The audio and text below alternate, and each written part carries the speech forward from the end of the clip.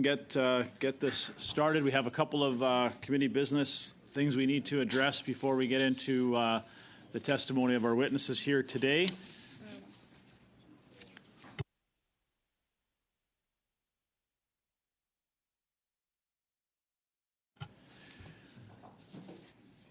Thank you, committee. We do have an invitation. I've got a couple of things here left by our chair, Mr. Boyce, that I want to address before we get into the witnesses. The first one is we have a group of representatives from the U.S. House of Representatives Agri-Committee. They are going to be visiting in Ottawa on Tuesday, October 27th and Wednesday, or October 22nd. And Wednesday, October 23rd, when we had come back after the Thanksgiving constituency week. This will include Chair Michael Burgess of the committee, House Committee on Rules, representative from Texas, and Representative Michelle Fischbach from Minnesota, who's also on the House Committee on Rules. They will be accompanied by a few staff. We have invited them to meet with us during our regularly scheduled committee time. So to make that happen, I just need for us to unanimously approve a motion to have that meeting. So that motion would read that the committee meet in an informal meeting in camera with a delegation of members from the United States House of Representatives during the week of October 21st, 2024, and that the committee defray the hospitality expenses related to that meeting. Basically, that's saying we will meet with them and we will cover the costs of that meeting. Any concerns, colleagues? Unanimous consent to do that? Done. Thank you. One more piece of business. I haven't had a chance to speak to Mr. Cannings, but the chair and I spoke briefly over the last few days. There is an issue with Bill C-280 in the House that was unanimously, what did I say? Sorry? In the Senate. Sorry, thank you. That was unanimously supported by this committee and 337 to 1 in the House.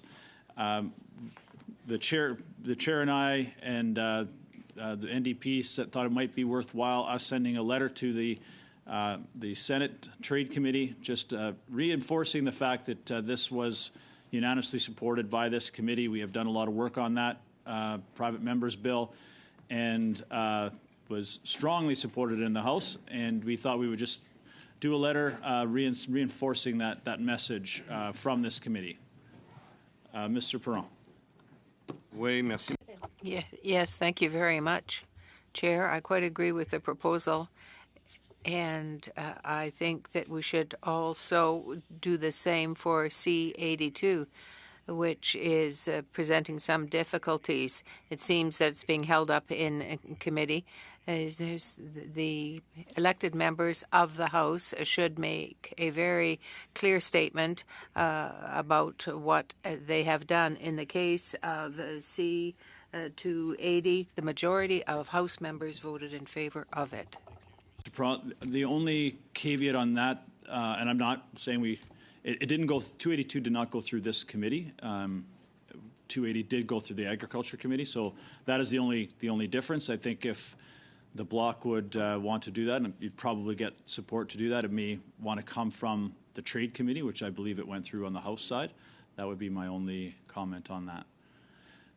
So any concerns with us doing, Mr. Durand? I agree with 280, but I'm also supportive of Mr. Perron's suggestion that we should also include 282 on that. I think it's no secret that obviously we've had lots of supply managed stakeholders come before committee in the past.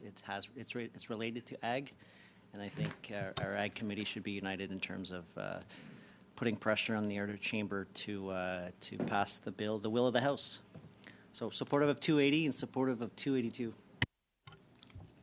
Thanks, Mr. Durand. I think the move from here would just ask the analysts to do up that letter, bring it back to us as quickly as possible, and maybe we have two letters, or do we want that as one? I'll leave that to Mr. Stein. I would just say that 282 did go through another committee, so 280 I understand, but for 282, we have our votes in the House, but it didn't go through this committee, so for us to send a letter on 282, I think would make less sense. Thank you. Mr. Roux, did you? I would just wondering if 282 in the Senate went through a different committee in the Senate than 280 did in the Senate as well. So it doesn't make sense if to comment on a bill that we didn't see before this committee, urging the other chamber to pass something when we didn't even talk about it here. Not that we're not supportive, but it just doesn't relate to this committee. Thank you. I think I see pretty unanimous consent on 280. So I think we can move with that, analyst, that you can do that letter.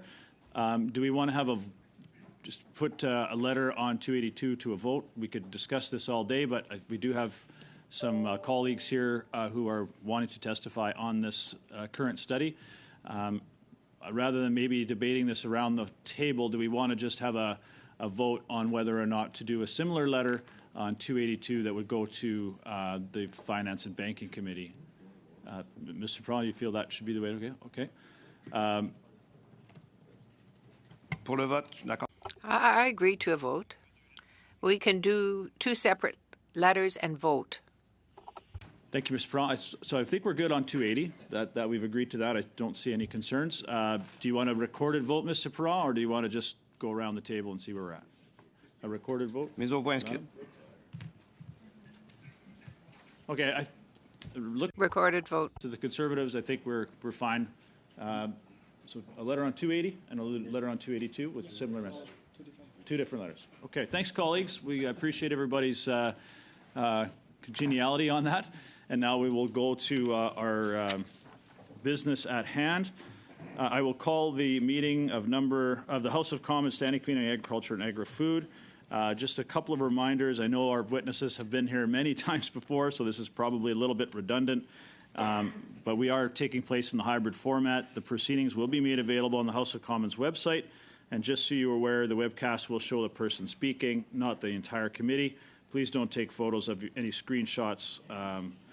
And to our witnesses, we've had some issues with feedback in the microphone, so please keep your earpiece as far away from the microphone as possible, just to ensure the safety of our interpreters. I don't think I need to go through too much. I think everyone has been here before, but I do, before we get to that, Ms. Brown, is this on this meeting, on this issue?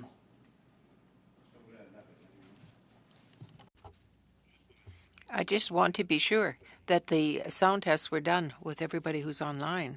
Have they been done? Ms. Brown, yes, everything has been done accordingly. I appreciate you raising that. Okay, colleagues, I'll introduce the witnesses that we have today for this block. We have from the Agri-Food Innovation Council, Serge Bai, who I believe is online. Was tested. Sorry. Mr. Maloney, were you tested for sound prior to the start? I was not, Chair. I assume that meant nobody wanted to hear from me today. Well, that could very well be the case. But we'll suspend for just 1 minute just to test your sound, please, Mr. Maloney. Okay, thank you.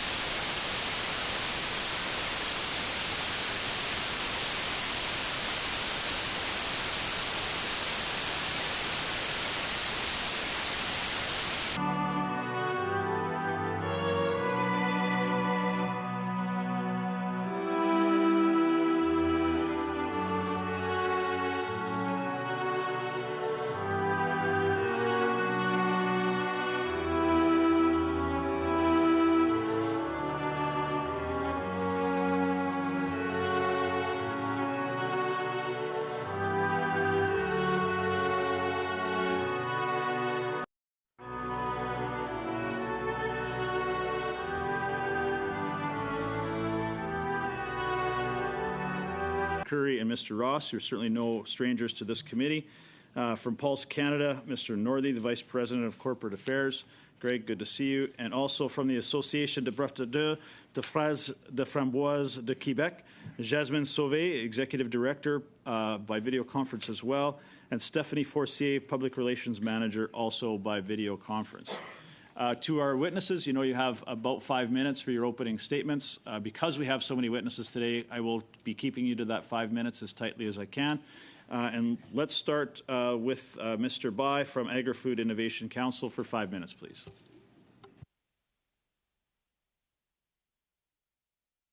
Mr. Bai, you're on mute, please. Sorry about that. Good morning, Mr. Chair. First, let me thank you for having invited the Agri-Food Innovation Council to speak on border carbon adjustments. As we always do when asked to appear in front of a parliamentary committee, we invited our members and stakeholders to provide their thoughts and information. It forms the basis of my comments. Generally, there seems to be consensus that a carbon border adjustment can be a tool to safeguard the competitiveness of Canadian producers. It can also influence foreign exporters to implement solutions to reduce their own GHG emissions.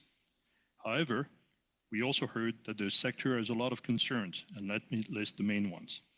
Until there are transparent and internationally accepted metrics, it will be difficult to impose BCAs on agri-food products.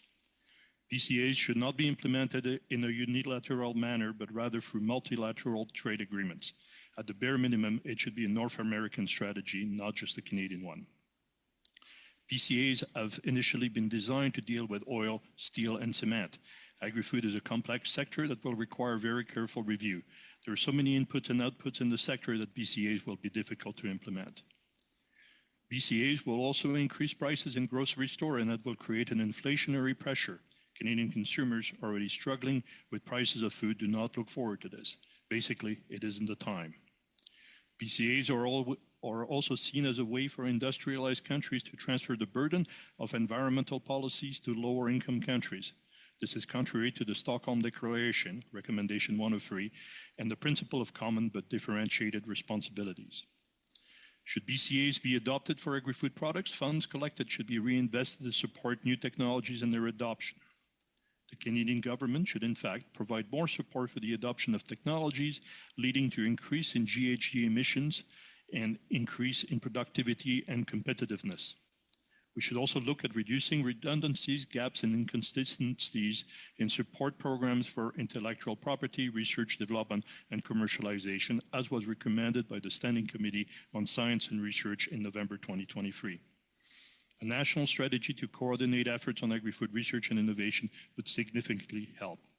Let me focus on some of those concerns. The first one, which you've already heard in previous presentation, is that there are no internationally recognized and transparent measurements of GHG emissions for the agri-food sector. In Canada, the number, as mentioned by Mr. Tom Rosser from AFC during his presentation last week, varies between 8 to 10%. However, it should be noted that Canada's agri-food production is both a source and a sink of GHGs, as noted in a 2021 report from the Simpson Centre for Agriculture and Food Innovation and Public Education. But internationally, measurements vary significantly, and the manner for which some of those numbers are collected are not as transparent as in Canada. The lack of internationally agreed and verifiable metrics makes it difficult to impose such border carbon adjustment.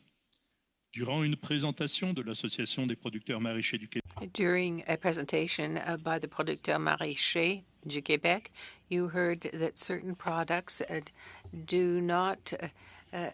who were not hygienic entered into Canada.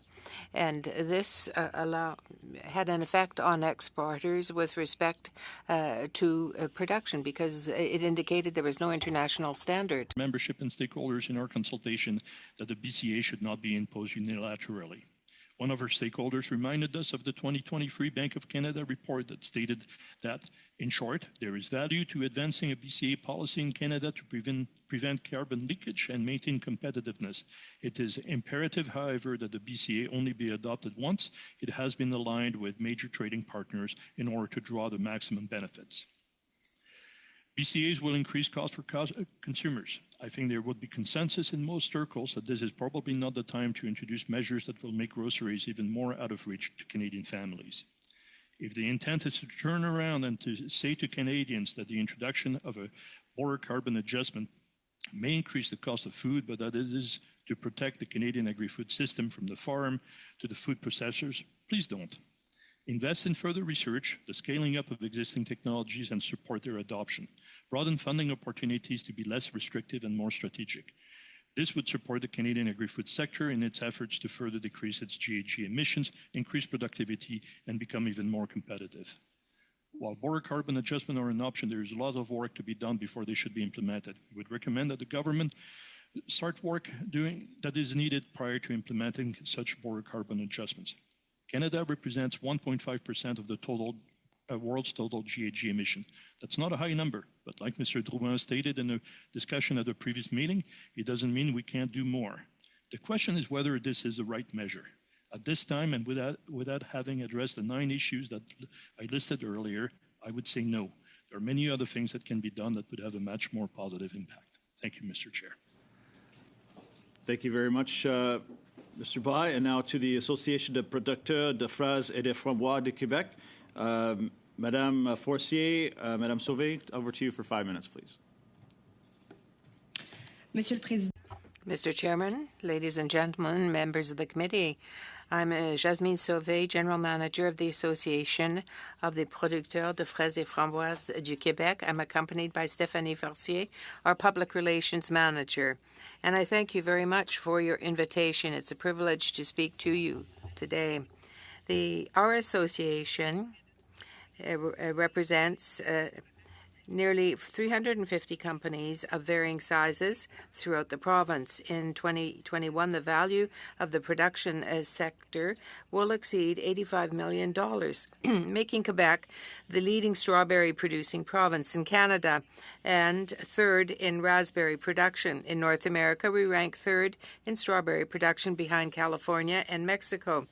For Quebec, strawberry and raspberry growers, reciprocity of standards is a fundamental issue. Imported strawberries and raspberries are in direct competition with our local produce.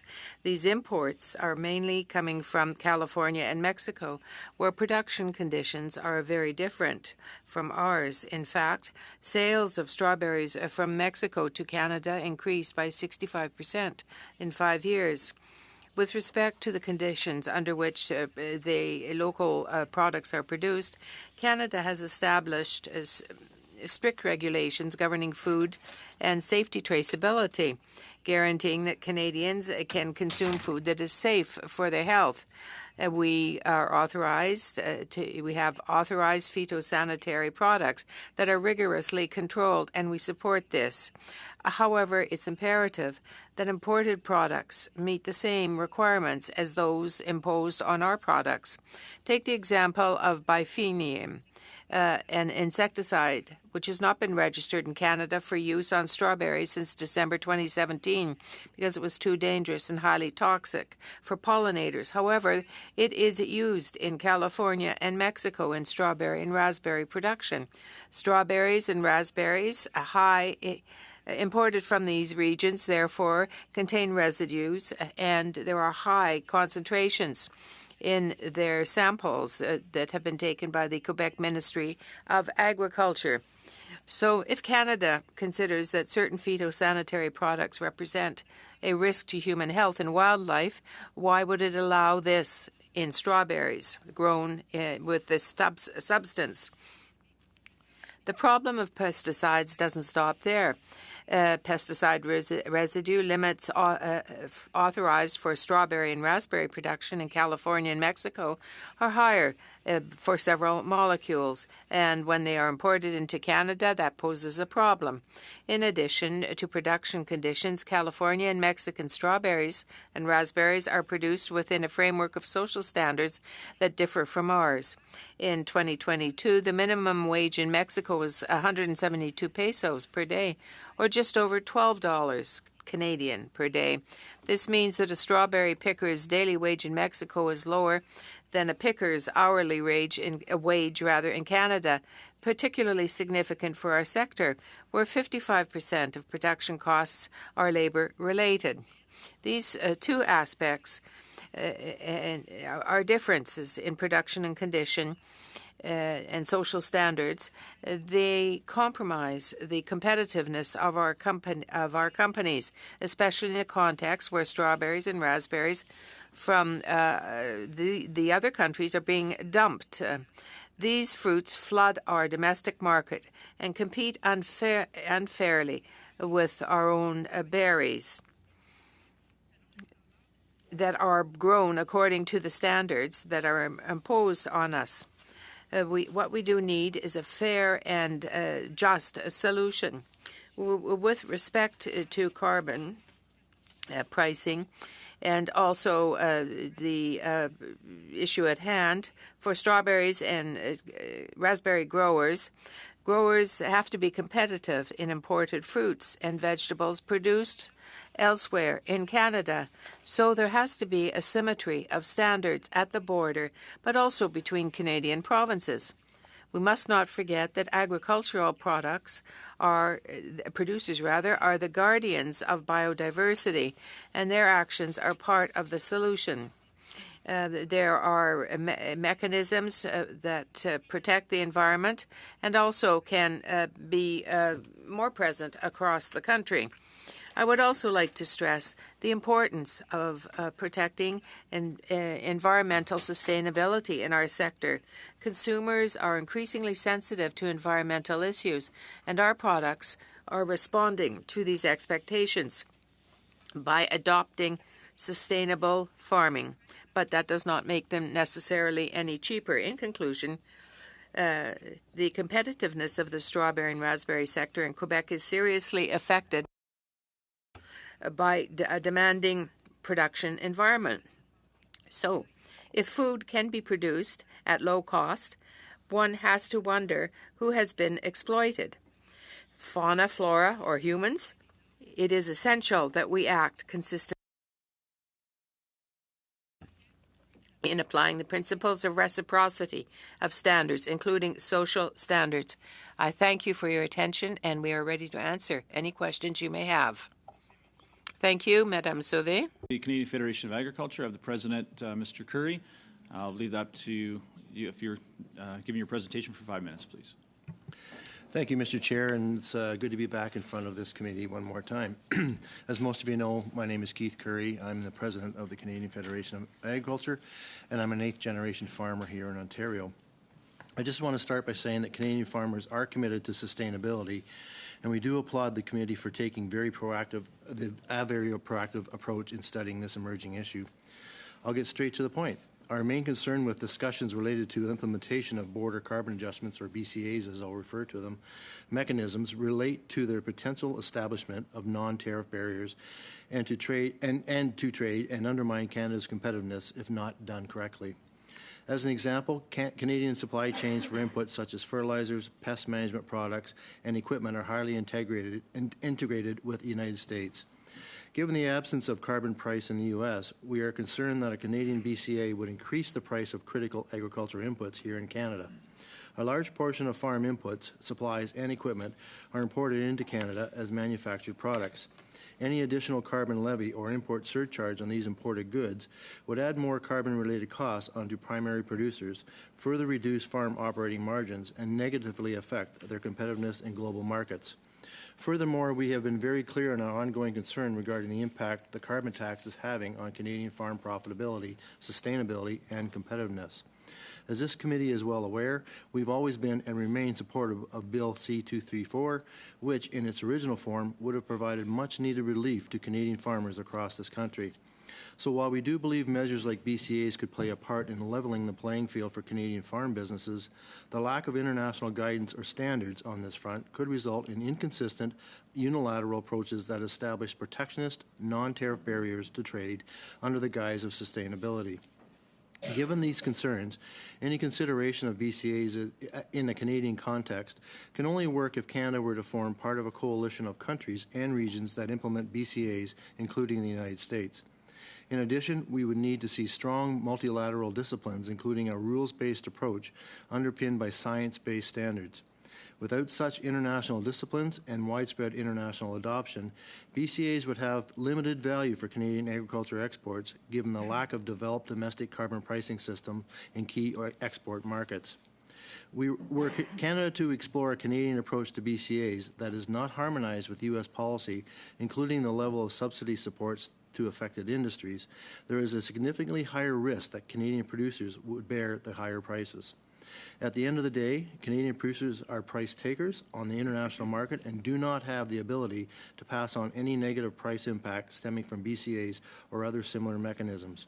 As a result, any consideration of a BCA in a Canadian context would need to be coupled with additional support to help reduce carbon emissions domestically, including investment in research, extension, and programs. We also need to be aware that BCAs are likely to place upward pressure on food price inflation, which has already proven to be quite sticky when compared to other consumer goods, given the number of imports that occur from major emitters like China. Finally, while Canada already has a well-established commitment to reciprocity when it comes to trade agreements, BCAs are somewhat new and unexplored territory. From our perspective, the same principles that guide our actions from a reciprocity perspective, such as equal treatment, rules-based flexibilities where appropriate, need to be carried forward into any future development and implementation of a BCA. In conclusion, from our perspective, any consideration of BCAs, whether in Canada or by major trading partners, cannot occur unilaterally or in a vacuum without the support of an internationally supported science-based framework. And thank you. I look forward to the questions. Thank you, Mr. Curry. And now to Mr. Northey for 5 minutes, please.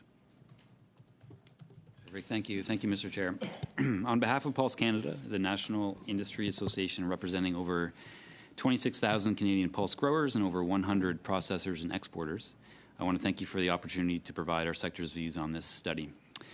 International trade is critical to the success of Canada's pulse sector. Canada represents close to 1/3 of the global pulse trade and relies heavily on export markets. In 2023, upwards of 90% of our production was exported, meaning trade barriers or protectionist measures can have significant repercussions for Canadian farmers, value-added processors, and exporters. First, I would like to address the impact of reciprocal standards, particularly how the EU's direction in this area is ushering in a new era of concerning protectionism. The EU is an important market for Canadian pulse crops, and it is actively using and exploring reciprocal standards, or quote-unquote mirror clauses, as protectionist tools aimed at disadvantaging imported products over domestic ones. The regulatory and legislative choices are increasingly turning away from international risk-based standards and rules-based trade. One of the key reasons the EU must turn to reciprocal standards is because their regulatory and legislative choices have removed production options and tools from their farmers, undermining their competitiveness. As a result, the EU must turn to reciprocal standards to protect them. This policy creates a race to the bottom and is not the direction Canada should take. We are a trading nation whose economic security is largely dependent on free and fair trade and the elimination of barriers to trade. No government should actively choose to erode our farmers' competitiveness through regulation and then look to protectionist measures to fix the issues created. The EU also happens to be the most advanced jurisdiction on border carbon adjustments. Their mechanism has been put in place to prevent carbon leakage and to support and protect their industries that have been rendered uncompetitive by the EU's regulated price on carbon. The EU BCAM is a prime example of how an effort to reduce emissions has resulted in and provided cover for protectionist trade policies and barriers to freer and fairer trade. Putting a price on carbon, either through a regulated approach like an emissions trading system or through a carbon tax, clearly renders certain industries uncompetitive in the global trading environment. This then leads to a tool like border carbon adjustments. The EU's approach is not a good or relevant example for Canada to emulate in this regard. It is our view that setting a price on carbon, either regulated or through a tax, is not well suited for grain production. Grain production and food supply chains more generally should not be actively rendered uncompetitive and their productive capacity diminished through a price on carbon. Canadian farmers already produce grains with highly competitive carbon intensity scores. In the case of pulse crops, carbon intensity is often 0 or positive. A price on carbon ultimately achieves very little benefit for our sector. This is not to say that grain production does not have a role to play in reducing emissions. There are clearly areas where innovation and technology adoption can have an impact to increase efficiency and lower emissions, as Canadian pulse growers continue to demonstrate year after year. But these changes will not be achieved through a policy like a carbon tax, which is a blunt instrument that can simply erode margin, reduce farmer profitability, and suppress grain production, all with little impact on grain sector emissions. While the EU's approach to reciprocal standards and the carbon price border carbon adjustment combination are clearly not the right policy choices, For Canadian grain production, we must also be clear-eyed on the threat these tools pose to Canadian exports if other jurisdictions adopt them. BCAs, whether enacted here in Canada or as demonstrated in other jurisdictions, would impede our farmers' competitiveness without providing meaningful emissions reductions. The Government of Canada should focus its efforts on industry-led sustainability priorities supported by farmers and avoid creating unnecessary red tape that would hamper Canada's ability to compete on the global stage. Thanks. Thank you, Mr. Northey. I appreciate everyone sticking to the time very, very well. We will now start a round of questioning with the Conservatives. Monsieur Lehoux, pour 6 minutes, s'il vous plaît. Merci, Monsieur le Président. Thank you very much, Chair. And thank you to our witnesses for being here today. I have a question for Madame Sauvé. You spoke about the fact that Quebec is a large producer, a significant producer of strawberries in Canada and third rated in the world. And then you have the products that are increasingly coming from Mexico. Because of that, we're talking about the reciprocity of standards. Do you think that reciprocity at our border would be effective for you if there is no harmonization? Good morning to you, and thank you for your question. In reply to your question, I'd say yes. It would be possible if there were given more resources to the border agent. I would say that reciprocity could be enforced, and it would be a good thing if it were included also in CUSMA. In Mexico, as you mentioned, the labor is a lot cheaper for the pickers. So have you been able to measure that in terms of reciprocity of standards, or is it too complicated? Excellent question. It could become very complicated. The idea today is to bring forward the idea of unfair competition. And also the notion of the health safety for the product that's coming in from these countries. That's a major issue for our producers. I don't know if Madame Fortier wants to add something, but to this issue of dumping, Madame Sauvé, it comes to my mind. That really is the case. You didn't mention it precisely, but all those products coming from Mexico, the harmonization, the international standardization would be helpful. It exists for some products, but it's not for today, would you say, in your sector? It would have to be America-wide. Not just for strawberries and raspberries. As to the dumping issue, Quebec would have to look at the entry of those products that respect the same social and environmental standards, and that should affect what is let in from those regions. So I guess we have to begin with baby steps, and if we do establish a base, then we could move on to a North American standard. Madame Fortier, do you have anything to add? As to environmental standards of reciprocity, I think that it would be difficult to legislate as to what is coming in, but perhaps the retailer's code might be a tool that could be used because what is important is the lowest price for the consumer, but we have to take into consideration all the costs that are involved. As we have said in our opening remarks, there are questions to be asked about how you can produce a product at such a low cost. Is it on the same can you put it on the same footing as a product that is produced by a Mexican who only earns rather $12 a day? Yes, thank you for your answer. In the same vein, I have a question for Mr. Bowie, or for Mr. Curry. Do you think that it is just utopian to think that we could do this on a North American-wide basis? I know it's been done in Europe, but should we be working with Europe in terms of the standards per se? It's a question also of competitiveness here in Canada, but we look to all our territory in North America. Great question. I think if we are going to be looking at border carbon adjustments, certainly being in lockstep with the United States and their policies around it would be imperative for us, seeing as they're our largest trading partner. With respect to the European Union, I would be cautious on looking at the way they implement their BCAMs. There was a report came out from a World Trade Report came out in 2023, I believe it was, that suggests that the EU will decrease export. There will be a decrease in exports to the EU from high carbon intensity economies.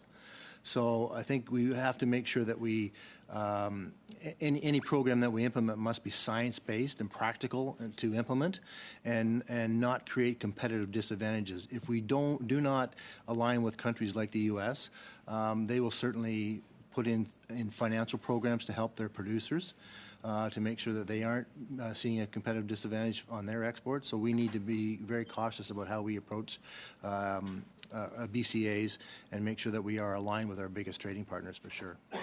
Merci, Monsieur Lehoux. Merci. Merci, Monsieur Gou. Thank you. Thank you. To Mr. McDonald for 6 minutes, please. Great discussion. Complicated issue, obviously, but a very important one. And it's good to see that the industries are actually and sectors are actually talking about it, because I think it's extremely important. And we know, as Mr. Curry just kind of summarized, that if the U.S. moves in this direction, our biggest trading partner, then we better be prepared.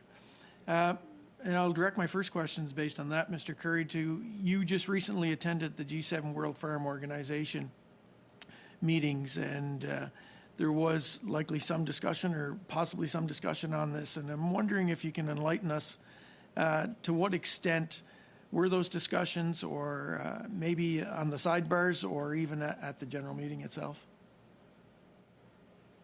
Thank you for that question. And yes, Scott, Ross, and myself attended the G7 meeting in Sicily a couple of weeks ago. And our discussion, which we collaborated with the G7 farm groups, were centered around high-level non-tariff trade barriers.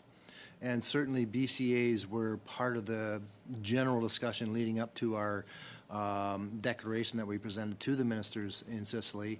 Although it wasn't specific about BCAs, it certainly was part of that conversation around the aspect of it being another potential non-tariff trade barrier that we may face. So we, as I mentioned, we need to be very cautious about how we approach BCAs to make sure that that doesn't happen, and that any costs aren't borne by producers because of this.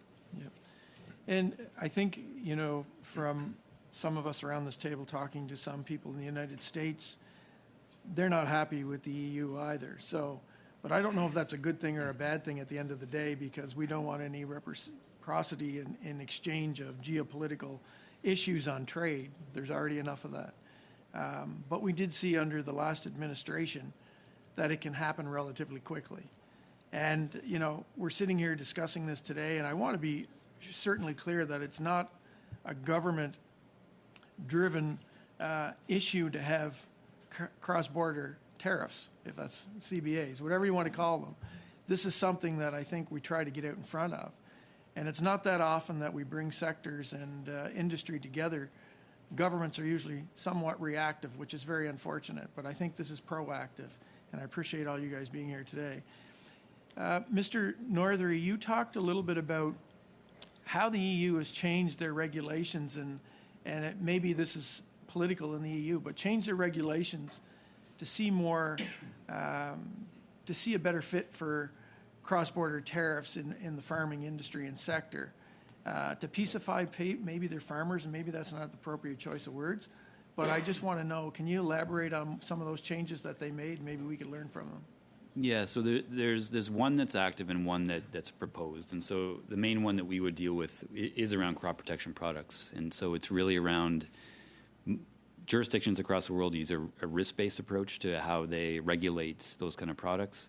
The EU uses a hazard-based approach. And one of the things we're seeing from them, and this is creating all kinds of issues for Canada, but anybody who's trying to trade into the EU, is that they're eliminating import MRLs. And so essentially if they choose to eliminate a product, a crop protection product for use in Europe, to make that reciprocal, they eliminate an import MRL. So essentially you can't, if you're using the product in Canada, you can't then export to the EU if you're using that product. And so they're making choices to remove those products in the EU based on a hazard-based approach, not a risk-based approach, which is a fundamental problem. And then it becomes an issue where Canada can't export into the EU because of that, because they're removing an import maximum residue limit. And so it's not just us it impacts the world. The second one would be around their look at deforestation. This is a classic, what they would call a mirror clause. And so they've delayed this it was meant to be implemented at the end of this year. They've delayed it a year, but they are placing deforestation standards on anything that comes into the block, which is essentially class like a pure standard of reciprocity. And so anybody would have to meet a standard they're setting. When I say anybody, anybody who's looking to import into the EU. And so they're really setting a high bar in how these things are used for protectionism. And so those are the main two. Yeah. I know in his preamble, Mr. Bai mentioned about what the EU is doing to ensure that their producers are receiving the benefit of cross-border tariffs.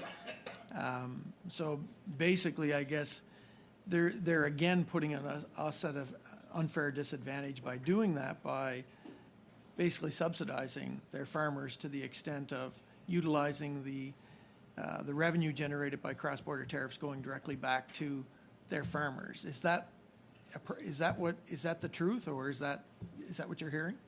Well, certainly the EU has a long history through their common agriculture policy of supporting their farmers in a very unique way across Europe. Right, it's a huge block, and there's a rural element, a rural development element that they see agriculture as, and it's sometimes pastoral, sometimes large production, and so there is a large amount of support mechanisms for EU farmers.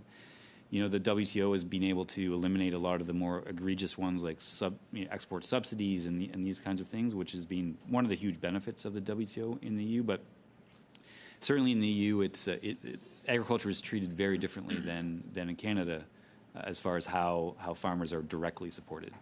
And I'm going to slip back. Do I have much? Yeah, 20 seconds. Mr. Curry, is there anything our trading partners are doing that would put us at a disadvantage based on this? If you can quickly, I suspect we're out in front of most farming industries and sectors in the world, but I want to know, is there something else we should be doing or focusing on relatively quickly? Really quick, Mr. Chair. I know it's tough. Competitiveness. It's got to be about competitiveness. Thank you. Monsieur Perron, pour 6 minutes, s'il vous plaît. Mr. Perron, 6 minutes. Thank you very much, Chair, and thank you for our witnesses for being with us today. And I certainly invite any recommendations that our witnesses may have to send them to us in writing, if that has, or to make them orally as well. But send them in if you have them. I was listening to the exchange that you had with Mr. Leroux. It is difficult with respect to the idea of phytosanitary products. Let me just give you an example. Say if you increase resources to enforce this vigilance over the products, I presume that would be something that you would want to do. You're on mute.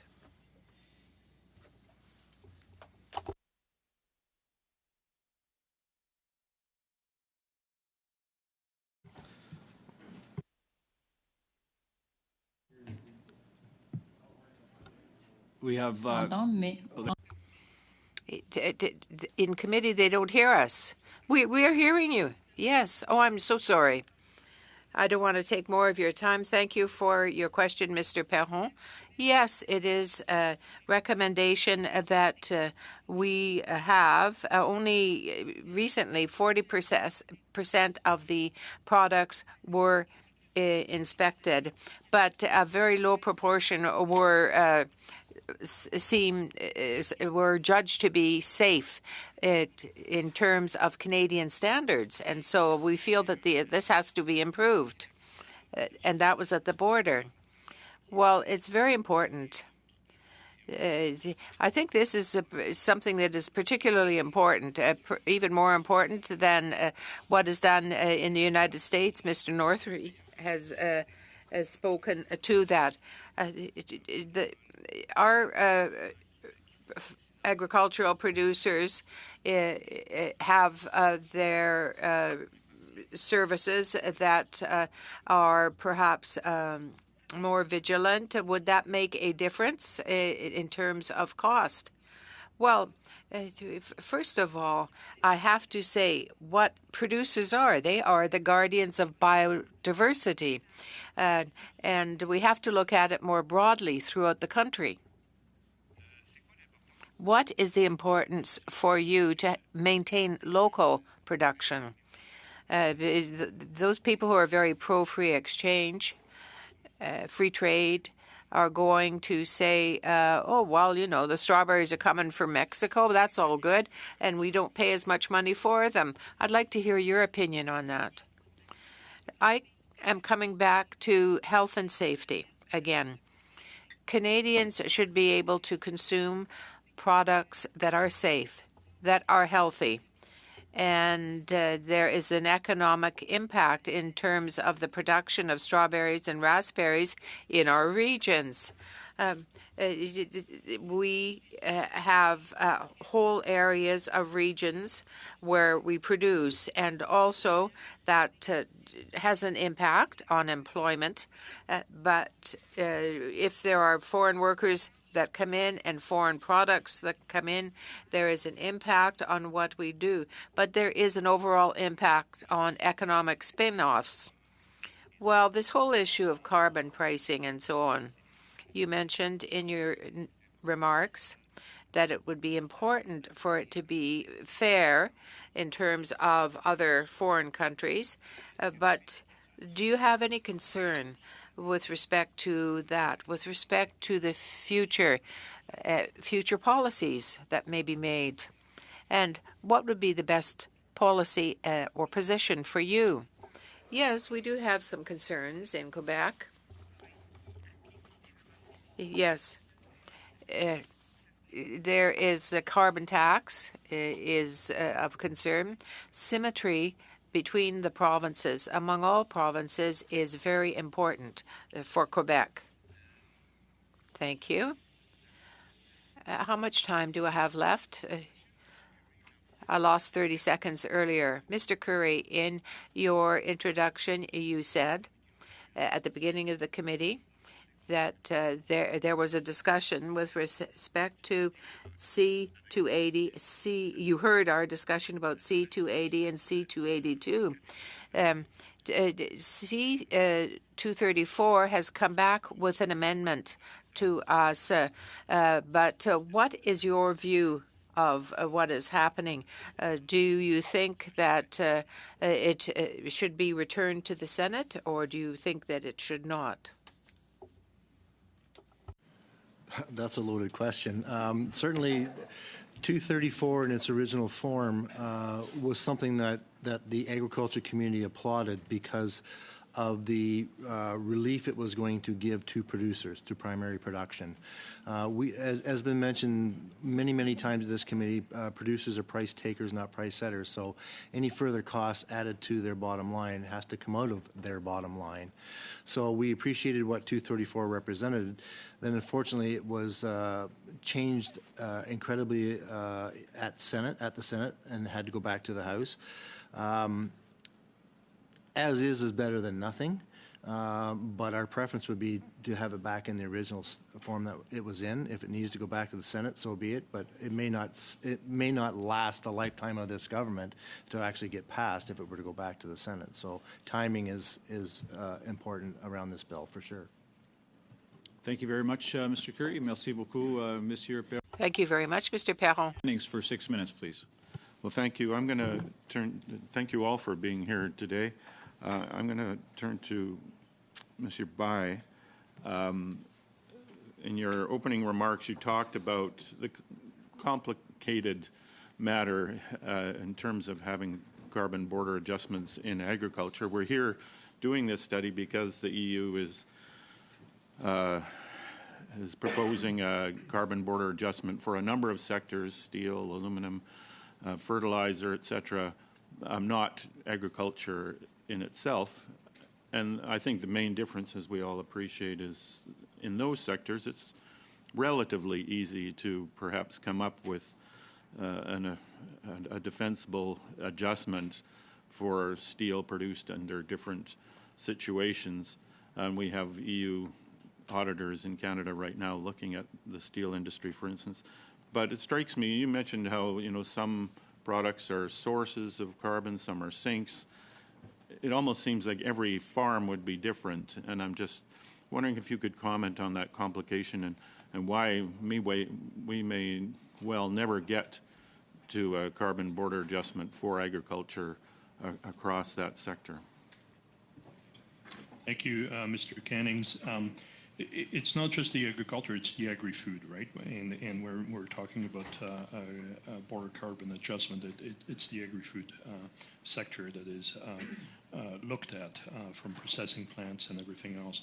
So you're correct. The system is so complicated, so different, depending on the production, depending on the type of setup, that it would be really difficult to gauge which production is better than another, and how are we going to set it up.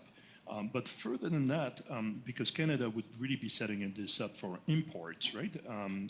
How are we going to measure it? And that's the other issue. How are we going to look at what's happening in other countries? I mean, my colleagues here from les producteurs de fraises et framboises du Québec said it very well.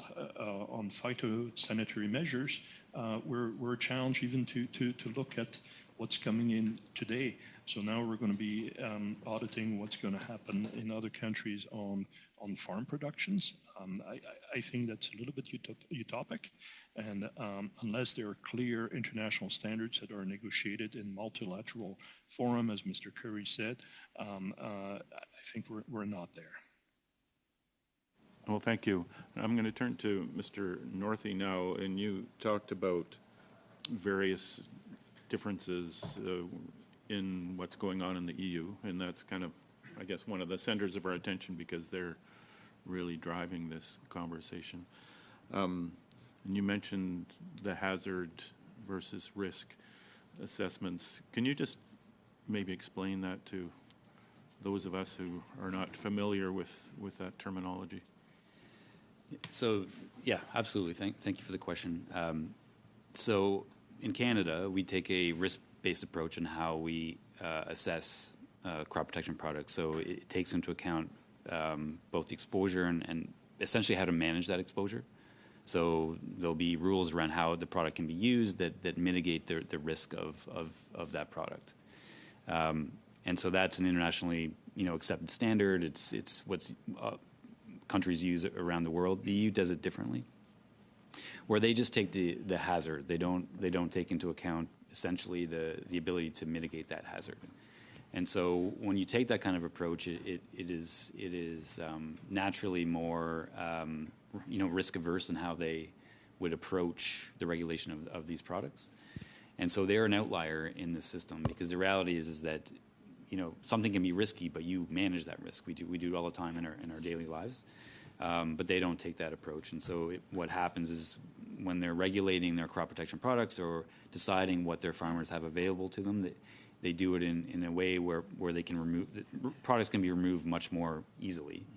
And then, like I said, the impact is that they decide, well, Canada can't use that product anymore either. We're not going to allow that. And quickly, you also mentioned the WTO. It has served us well in many ways. We're having difficulties with it. I sit on the International Trade Committee, and we're having difficulties with it when it comes to softwood lumber, for instance, because the Americans are not playing ball with the WTO. They're not filling places on panels. Yeah. Is that a problem in the agriculture sector as well, especially, say, if we're dealing with the EU?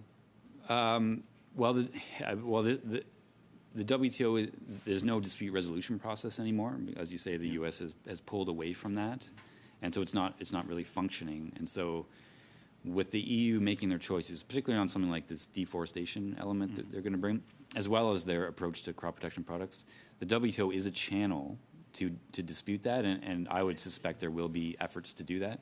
But the reality is that dispute resolution process is broken, and so you can put it into the WTO, raise it at the Agriculture Committee, but the WTO, their ability to resolve it is less is just not there.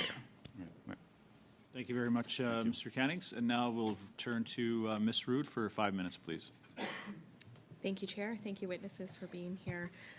Mr. Curry, I'm just wondering if I have several questions, but going back to what my colleague across the way was talking about, competitiveness within Canadian agriculture, especially for farmers who rely on exports. Could these CBAMs disrupt international agriculture trade, and also what impact would they have on competitiveness of our Canadian agriculture products in global markets? The short answer would be yes. It certainly could impact our trading within the EU or other countries. I mean, certainly I think what is needed is reciprocity, and it has to be enforced in trade agreements. But as you just heard Mr. Northey say, there is no teeth in the current dispute resolution mechanism at WTO. So this would be incumbent upon our government, should BCAs come into existence, that they enforce the trade agreements with other countries or imply reciprocity measures if needed. It really needs to be part of our multilateral agreements across several jurisdictions that have clear methodologies when we're talking about measuring on-farm carbon. That is at the crux of this, and to ensure that we are being put on a level playing field for this. But yes, it could have potentially some very challenging issues regarding our export markets for sure. We've heard a common theme here from several of the witnesses today and other days where we talk about how the carbon tax is hurting profitability of our industry, of our farmers, our farm families, and it's hurting the sustainability of the industry. And I'm just wondering what additional, with knowing that we already have to pay carbon tax and we're paying higher prices for everything, fuel, fertilizer, all the inputs that farmers have, do you have an idea of what the additional cost burden would be estimated with this at all to farmers? Sure. Just to clarify, that you're asking the added cost pressures that would result from a BCA being implemented. I think it's challenging because it's such a high-level concept still at this point, and really the challenge is in understanding the details and the complexities that Mr. Curry referenced and others did earlier in their remarks. Is part of what makes this ultimately so challenging is the lack of international norms and disciplines to really structure what that would look like. So in many respects, we would be approaching it somewhat blind, and I think that is the challenge. I think at the end of the day, the most concerning element of this, were Canada to implement that, as Mr. Curry said, would be farmers would start seeing added costs on inputs across the board, and that would certainly drive up the cost. It's hard to say at this time what that would look like in practice, though. Do you have any idea on how this would affect, let's say, our smaller farms versus the larger agribusinesses? Our experience is that it would be outsized impact on smaller operations. Certainly, they still have to have the same sort of equipment costs and the like, and I think the smaller scale you are, at the end of the day, the less sort of wiggle room you have and room within your operating margin to really account for these added costs. Thank you. I'm just going to switch gears over to the Innovation Council, Agri-Food Innovation Council. We know, all of us farmers in the room know, we're the best farmers are the best stewards of the land, and we don't need more punishing government policy to direct them and to take the best course of action to make sure their fields stay healthy, their crops are growing and plentiful. And I know best techniques and best innovations are used by farmers to maximize yield, even on my farm, and preserve the environment that I'm responsible for. So I'm just curious how the increased costs from these border carbon adjustment mechanisms affect the ability of Canadian farmers to invest in necessary innovations for their sustainability. Thank you for the question. And, any added cost, as Mr. Curry and Mr. Ross indicated, would be an issue for all farmers in Canada and food processors and the whole system. So definitely, this would have a negative impact, and this is why we're saying let's not move in that direction at this point, and let's rather move in terms of finding programs that really support the adoption of some of the techniques and help on productivity and help on competitiveness. In what ways could the implementation of these CBAMs undermine Canada's effort to enhance agricultural innovation and research, as outlined in your national strategy proposal? Well, the issue is simple. Any cost that you had to farm operations will result in farmers being unable to invest in further adoption. So, challenge and the equation is really clear and simple. If you can't invest in new technology, then you're stuck, right? And you're going to have challenges to look at the future. So, we're definitely promoting a very different perspective on that, where the government should be supporting producers and food processors, et cetera. Thank you very much, Mr. Bai. Thank you very much, Ms. Rood. Now to Ms. Murray for 5 minutes, please. Well, thank you for the interesting discussion that we're having here on this matter. I can completely understand the various concerns that are being raised by industry representatives here today. Need to be cautious, concerns about competitiveness, the impacts on small farms. At the same time, that this is not completely a Canada decision, and so I'm interested in hearing about what your. If there were to be investments to prepare for potential CBAM, including Europe, the United States, etc., where should those investments go? Like, what do you think that industry needs to do to prepare and to assist your members? And what does Canada need to do to prepare and assist the agricultural sector in Canada? In the case that this should happen. I mean, we can put our head in the sand, we can say we don't like it, and I get that, I get it why, but what should we do to be moving in a direction that makes us less vulnerable to CBAM? Is it for? Oh, Mr. Curry, but I'm interested in hearing from you, but also Mr. Northey and Mr. Bai. Well, thank you. That's a great question, and as my colleague Scott Ross indicated, we're still at a very high level on this whole subject matter yet. But something we've been calling for a long time, and it applies not just to agriculture but to a lot of industries, but we need to develop a national data strategy, because data is key to understanding how we move forward, how we invest. Realistically, I think if we're looking at sustainability as a whole, holistically, we really need about $2 billion over the next 5 years of investment in Canadian agriculture sustainability initiatives to make sure that we're ready to go if and when, or not if, but when carbon border adjustments do come along. And I think that would be important not only for the Government of Canada from making sure that we continue our high export standards, but also for our Canadian producers to be able to be competitive and stay in business. When it comes to sustainability, I know we want to focus a lot on the environment, which farmers are always willing to do their part, but we can't lose sight of the social aspect of this, more specifically food insecurity. But let's not forget the economic impact too, because as this committee has probably heard several times, it's hard to be green when you're in the red. So if we can't be profitable while doing this, none of this is going to happen. So significant investment in sustainability, yes. Thank you. What should the industry invest in and do, or Canada invest in and do to prepare, should this be moved forward by our trading partners? If we look at the example of the industries impacted by the CBAM now, so they've had a 2-year transition period to basically to adjust to the data requirements. So similar to Keith, I would say we need a national accounting system. We need to understand our carbon intensities better than any country in the world. And I would say that, you know, whether a CBAM comes or not, that is something that we're already investing in, because the reality is our supply chains want to see that kind of data. They want to understand a pulse and how it works through a supply chain, what the fractions from a pulse are as far as carbon intensity. So we're investing in that already, but absolutely for the government, when you look at all of grain production, that's the focus, because there's a win-win there. Because the reality is, you know, whether there'll be a BCA or not, you know, it's who knows. But that data, that understanding of what our intensities are, how to account for them, setting the global standard. Canada should be leading, setting the global standard on that kind of thing. Understanding our national inventory report better. That whole space, Canada can lead, and we basically insulate ourselves against whether it's BCA or whether it's other supply chain requirements. Okay, thank you. Do I have time for other respondents to the question?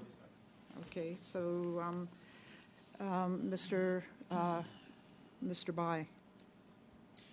Great. Thank you very much. I would echo my colleagues' comments on that, but I would go a little bit further in terms of other specific measures that could be added to support the adoption of measures on the farm to further reduce greenhouse gases and to increase productivity. Ultimately, we need to deal with those issues to prepare ourselves for something that, you're correct, may come at some point, and it is important to look at all of those things. It is important as well to look at ensuring success of our innovators on many fronts. And I'll give you a quick example. I won't take too long, but in the feedback. Sorry, Mr. Bai, make it quick. We're running tight on time. Okay. When people are successful, innovators are successful, they go in the public markets and raise funds in the public markets. But then that disqualifies them for getting refundable tax credits to support the development and launch of lower carbon solutions. Why are we doing this, right? Why are we not saying, hey, this is great, you've been successful, let's support you even more? And those are issues that we're looking at. Thank you very much. Now, Monsieur Lehoux, pour 2 minutes 30 secondes. 2 minutes 30 secondes, s'il vous plaît. Mr. Lehoux? Ah, sorry. Pardon, Monsieur Perron. I don't understand, but okay, fine. Madame Forcier, I come back to you on this. With respect to the work, it's really unclear. You mentioned the inequality of production costs with respect to you as compared to Mexico. How can you balance things out? How can you maintain local production at the same time? Do you need more support from the state, from the government? I'd like to hear your idea. Thank you. I'll answer your question, Mr. Perron. We said California is an important player. But California and Mexico are both players, and increasingly Mexico is going to bring in more product here. It's not that I want to say that their product is doubtful, is not a good one, but it's not necessarily at the same level of a Canadian produced product. We want equality for our Canadian product. But you also have to look at what's happening in the private sector. You need visits on the ground. How do they protect in other areas their animals and so on? So we would have to have that type of insight. Does that go through the government or does that go through some other entity in their country? We want to be able to have some sort of equality in terms of social norms as well. But if they don't answer or if they don't commit to having some sort of standards, then the product shouldn't come into Canada. Well, Mr. Bouy, I'd like to hear you. You lacked a bit of time to explain what you understood. You said that there were many instances in your opening remarks that you could bring forward to explain. I'd like to hear your remarks. What about your thought on this? Thank you very much, Mr. Perron. I very much appreciate being able to further develop my thinking on this. It's very important to see that this is a proposal for discussion. We don't want to put this in policy in place today, but we are preparing for what will or may come in the future. There are many things that can be done. We can move along the 9 points that I outlined in my initial remarks. Much can be done in terms of productivity and having some standardization there. And it's true that Canadian farms and our food producers here and all the other parts of the food chain have to be able to compete internationally. Things can be done with respect to that. And also the funding programs at the federal level. The Science and Research passed a recommendation on this matter with respect to funding, but the government, thank you so much, Mr. Bai. Thank you very much, Mr. Perron. Now, Mr. Cannings for 2.5 minutes, please. Well, thank you. I'm going to turn to Mr. Curry and just, I'm trying to get at the complicated nature of this, and you talked about how this had to be an integrated approach especially with other countries. I couldn't possibly see Canada going into Lithuania or something and doing an audit on the carbon balance in the farms of Lithuania. So I'm just wondering what you see as the possibility of this even moving forward, and how the EU is, their approach to these other sectors. Could this even work in the whole agriculture, agri-food sector? Well, I think we're at a place right now where we need to be ready, because right now agriculture is not going to probably have to look at carbon border adjustments in the very near future, but it's coming.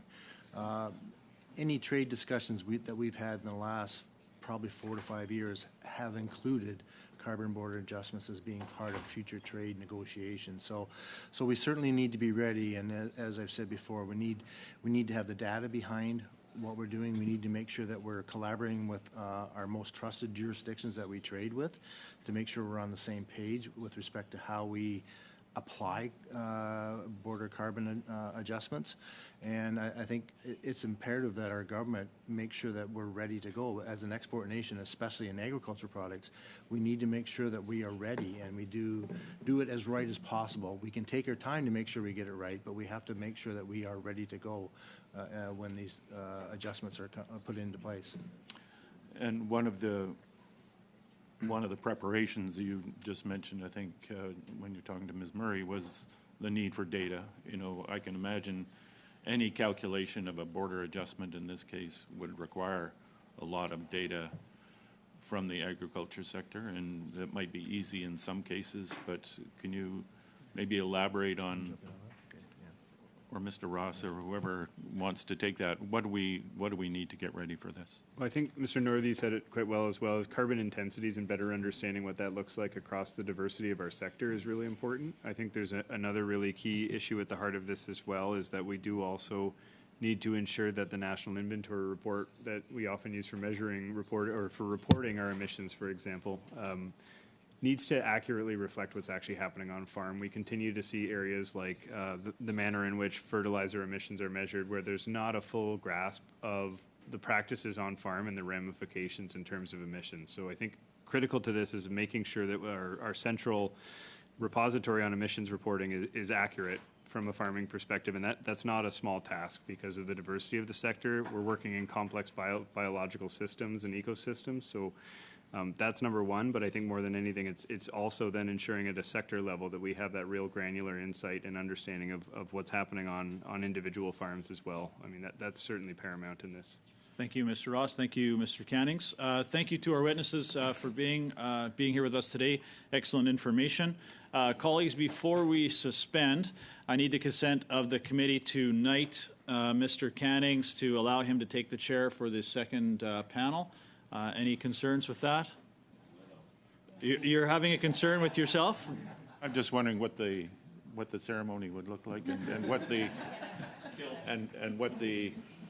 length of this. The ceremony. You could make me vice chair for life. You know. I just hope you have a dry suit for when you actually take the chair, because there may be a dunking of some sort involved. Oh, I thought there was a sword.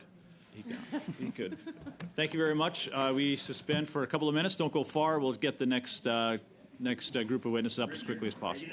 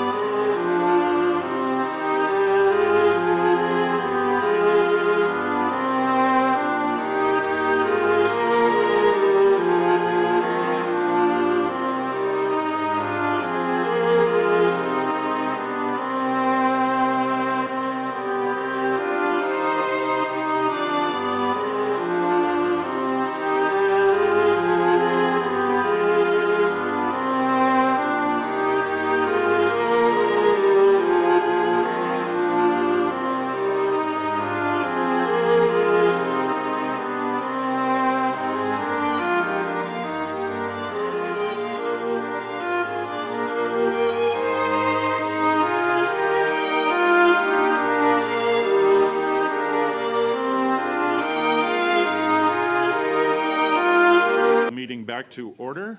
I'd like to welcome everybody back to the Standing Committee on Agriculture and Agri-Food and our study on the impact of border carbon adjustments and the reciprocity of standards on Canadian agriculture, our second panel of the day.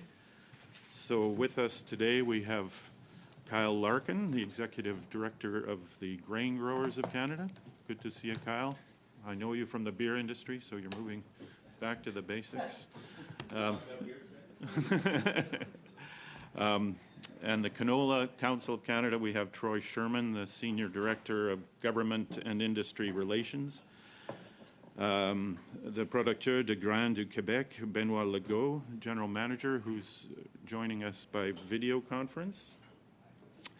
And the Producteur de Légumes de Transformation du Québec, Pascal Forêt. Welcome all, and we're going to start with some opening remarks. You will each have 5 minutes to make some opening remarks, and then we'll turn to questions. So we will start with Mr. Larkin. Go ahead. Thank you, Chair, and thank you to the members of the committee for inviting us. My name is Kyle Larkin, and I am the Executive Director of Grain Growers of Canada. We are the national voice for 65,000 cereal, oilseed, and pulse producers across the country. As a farmer-driven association for the grain industry, GGC advocates for federal policy that supports the competitiveness and profitability of grain growers across Canada. Canada's grain sector is fundamentally tied to international trade. In 2023, production by Canadian grain farmers resulted in 55 million metric tons of grain and grain products exported to over 150 countries globally, generating $40 billion in revenue. This trade fuels our economy and is the livelihood of thousands of farm families across the country. By adhering to and supporting the WTO's rules-based trade framework, we have established long-standing relationships with countries around the world that depend on Canadian grain to meet their food demand needs.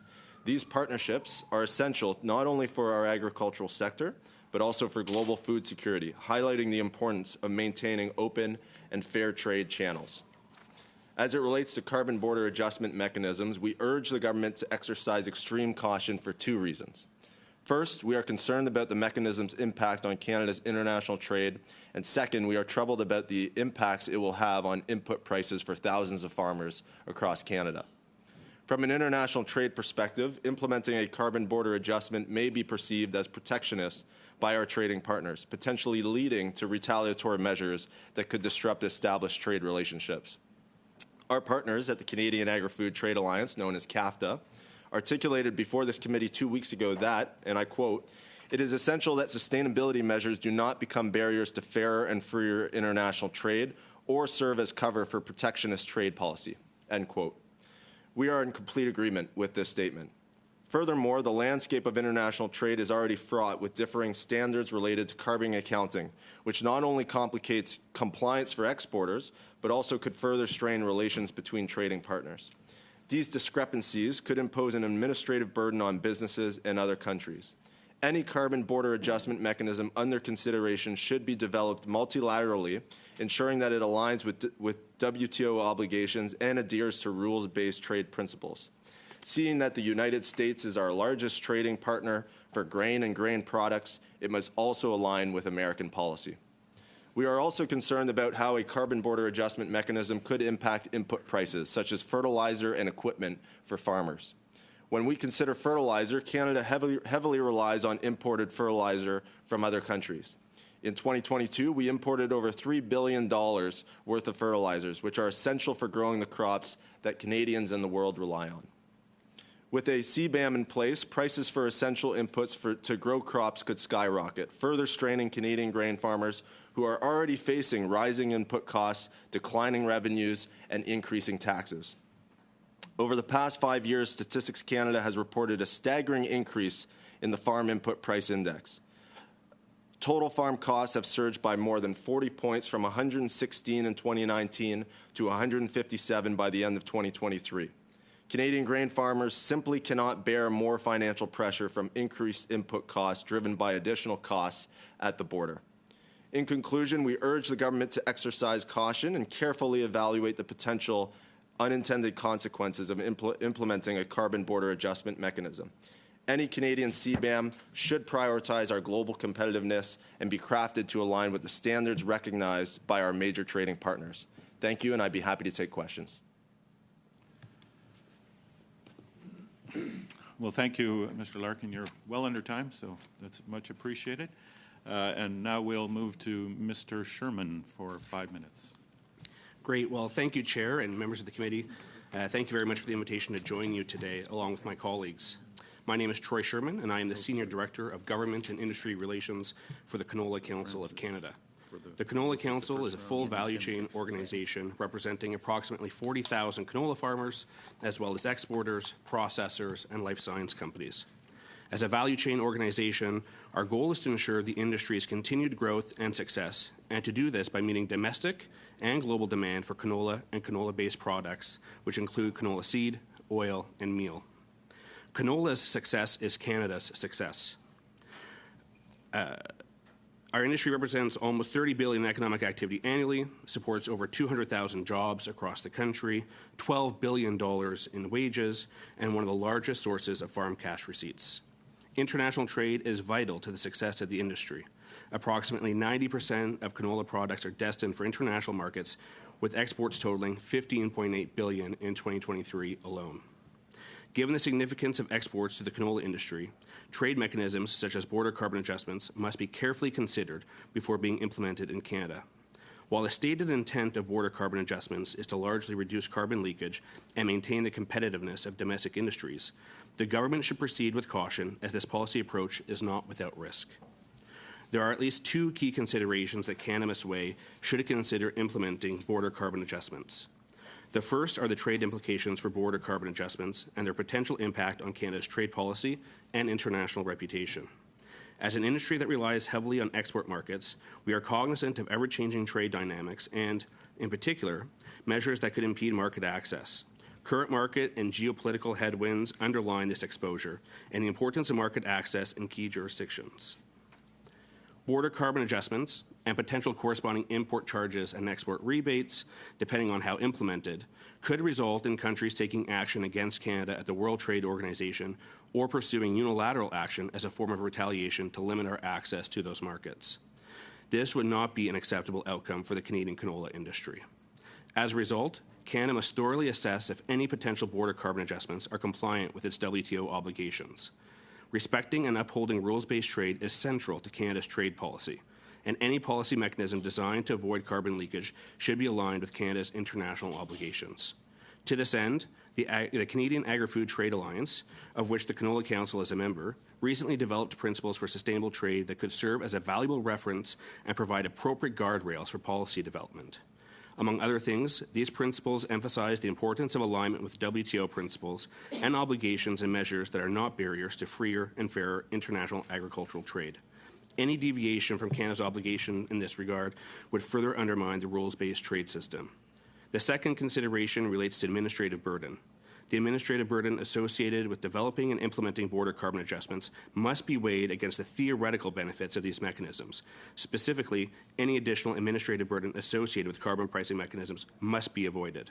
The canola industry specifically, and the grain sector generally, cannot afford additional administrative burden in the face of increased global competition and volatility. Knowing this, it is our recommendation that the government not move forward with a border carbon adjustment policy in Canada until considerations related to international trade and administrative burden are properly studied and addressed. I would like to thank the committee again for its invitation to appear today, and would be pleased to answer any questions the committee members may have. Thank you. Well, thank you, Mr. Sherman. Maintenant. Now, Benoit Legault, you have 5 minutes. Yes, I'm Benoit Legault, General Manager of the Producteurs de Grains du Québec. Thank you for this. I would like to tell you that our association represents some 9,500 Quebec grain producers, and we have 1 million hectares for grains, and 5 million tons of grain are produced on that area. $2 billion in sales, producing $550 million in export sales, $550 million in sales to the hog sector. That's a large part of our production. First of all, I'd like to share with you our findings and recommendations on carbon adjustments. What we have found is that we support policies that enable producers to be competitive and profitable. Quebec grains are very strongly linked to international trade, and we therefore support open and fair trade. But with respect to the carbon tax, more specifically, Quebec's exchange system is having a very negative impact on Quebec's grain sector. The sums accumulated by the system make it impossible to adapt and to meet the challenge of reducing the sector's carbon footprint. And as you know, these costs cannot be passed on to the grains buyer. More specifically, on the matter of carbon adjustments, we don't really know what form these adjustments might take in Canada, particularly with regard to the following. There is the challenge of accurately measuring the carbon emissions that need to be paid for, and that is something that is important. And then managing equity from the point of view of international climate agreements, and that's a greater responsibility for certain countries. There is managing the revenue generated by these adjustments, and we are therefore competing with many of these countries for export markets.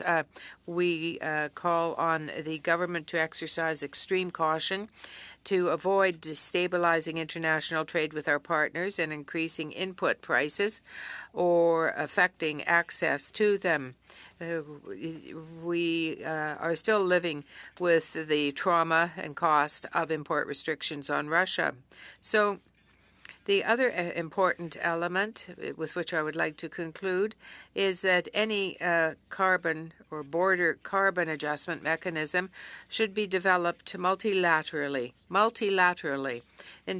ensuring that it complies with the WTO obligations, and it should always be based on a rules-based trade principle. As grains producer, we respect the policies on carbon.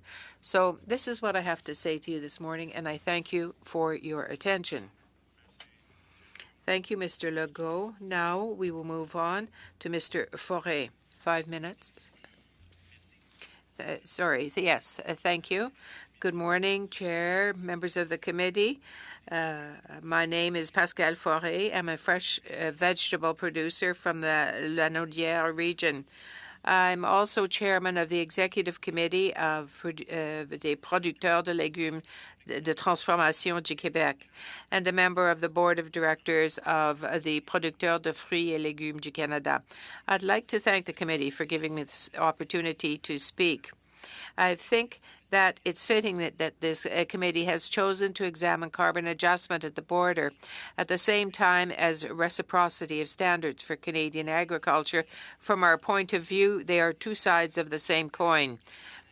In principle, border carbon adjustment would apply an adjustment, either a tax or a rebate, to traded goods based on the estimated greenhouse gas emissions. This adjustment could take into account the differences in emission reduction policies around the world, in principle. However, as other witnesses have told you, the ACFs have not yet been introduced everywhere in the world and are not being considered for agriculture.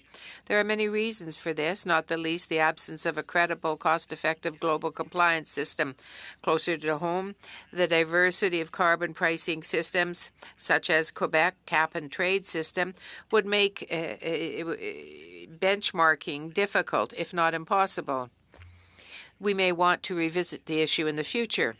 But today, if we want to discuss how best to mitigate the market distortions resulting from carbon reduction efforts, we need to focus on the far more advantageous policy and regulatory regime governing the U.S. agriculture. In their testimony last week, my colleagues from the Association des producteurs maraîchers have already highlighted many of the differences that exist between the Canadian and U.S. regimes and their impact on the competitiveness here. Here, I won't repeat them, but I want to be clear. The competitive imbalance between Canada and U.S. producers is resulting from our country's respective carbon reduction policies, and it's a real and growing threat. While U.S. farmers benefit from the $20 billion allocation under the Inflation Reduction Act to support their transition to net zero practices, we in Canada are faced with rising input costs induced by carbon pricing, and this imbalance will only get worse if the problem is not resolved over the next few years. Canadian producers will continue to innovate to reduce their carbon footprint and production costs, but we'll see input prices continue to rise, while American producers will be able to innovate, reduce their carbon footprint, and lower their production costs thanks to the support of their federal government. If this imbalance is not urgently addressed, U.S. producers will benefit from the cost reductions resulting from technological advances and other innovations, while Canadian gains will be offset by the growing burden imposed by our system. We urge this committee to focus its attention not on ACFs, which in agriculture remain largely theoretical for the moment, but rather on the very real and growing impact of carbon pricing system on Canadian horticulture. Thank you for your attention. Thank you, Monsieur Forêt. Thank you all. You were all under time, so we're on a good start. So we'll now begin the question period, as we call it.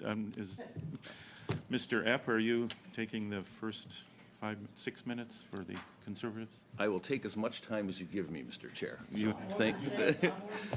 Thank you. And thank you to the witnesses. Good to see all of you again. Indulge me a bit, please. I'm going to come at this a bit from an obtuse direction. We've talked about reciprocity here. We've talked about keeping competitive. We are, it's from a certain perspective, still in a hypothetical state. But areas of the world are moving ahead with this. So, and I've heard the concerns expressed around, competitiveness, the retaliatory potential trade implications.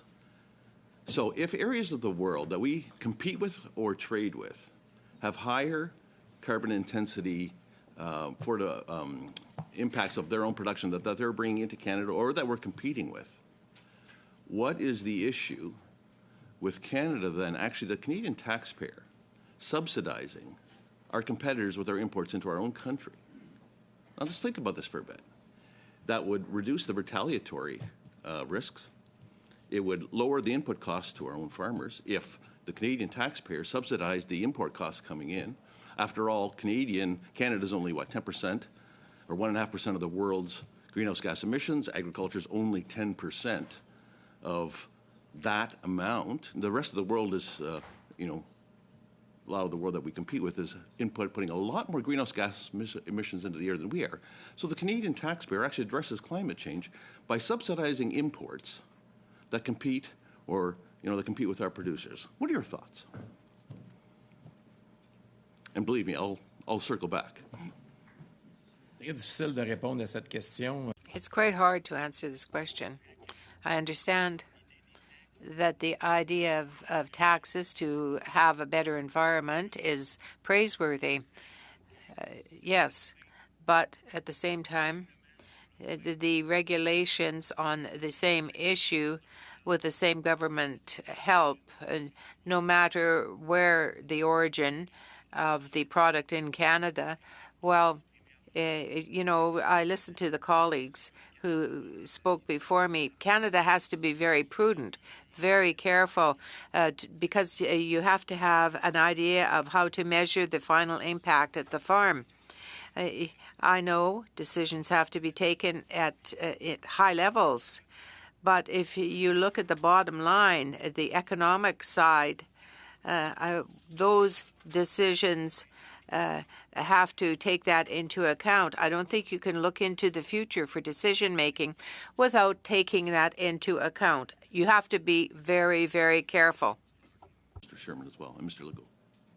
Yeah, I would just add to that to say that, there's certain products that we import into Canada that are necessary for crop production that we don't produce domestically.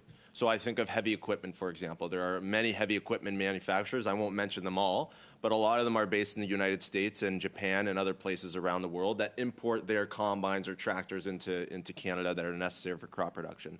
I pointed out fertilizer, for example, in my opening remarks. In 2022, we imported over $3 billion worth of fertilizer into Canada. The three largest importers into Canada were the U.S., Morocco, and Algeria, all three countries that don't currently have a carbon pricing scheme in place. So a CBAM, in theory, would hit those countries and increase those input costs for Canadian farmers. So that's really what we're looking at when we're thinking of this. Mr. Sherman?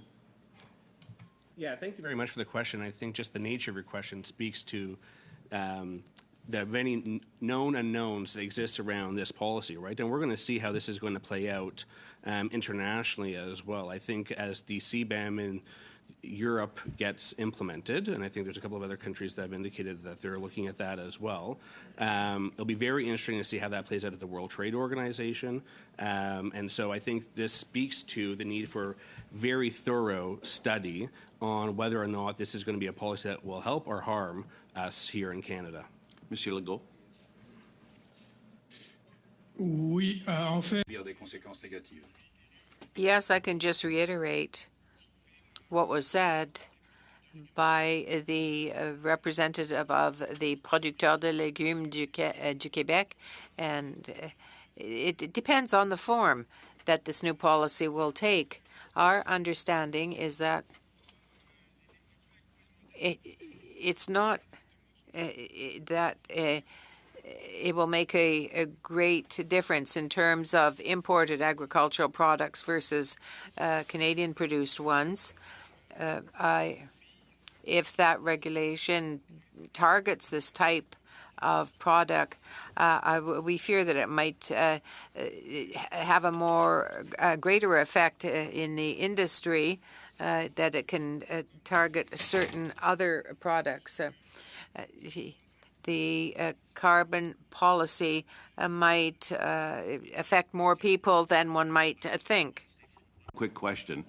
Just for the record, I am not in favor of the Canadian taxpayer subsidizing inputs. My point was to make that other countries, if they put their own policies in that impact and make their own industries less competitive in our market, that is their country's responsibility. Similarly, Canada has a responsibility to our industries as it affects us in foreign markets. Monsieur Legault, I do have one quick follow-up question. The carbon tax regime in Quebec, how is it impacting your grain industry's competitiveness? Very short answer. Oui, ben rapidement, ça influence. Very quickly, that influences the cost of fossil fuels, whether or not, and it also affects corn, the price of corn and other grains. It's the same thing, I guess, for the rest of Canada. We have the specialists in production are affected by it. Thank you. 6 minutes, Mr. Drouin. Fantastic job. Je vais poser mes questions, M. Forêt, mais avant. My questions are for Mr. Forêt, but I'm going to say to Mr. Larkin and Mr.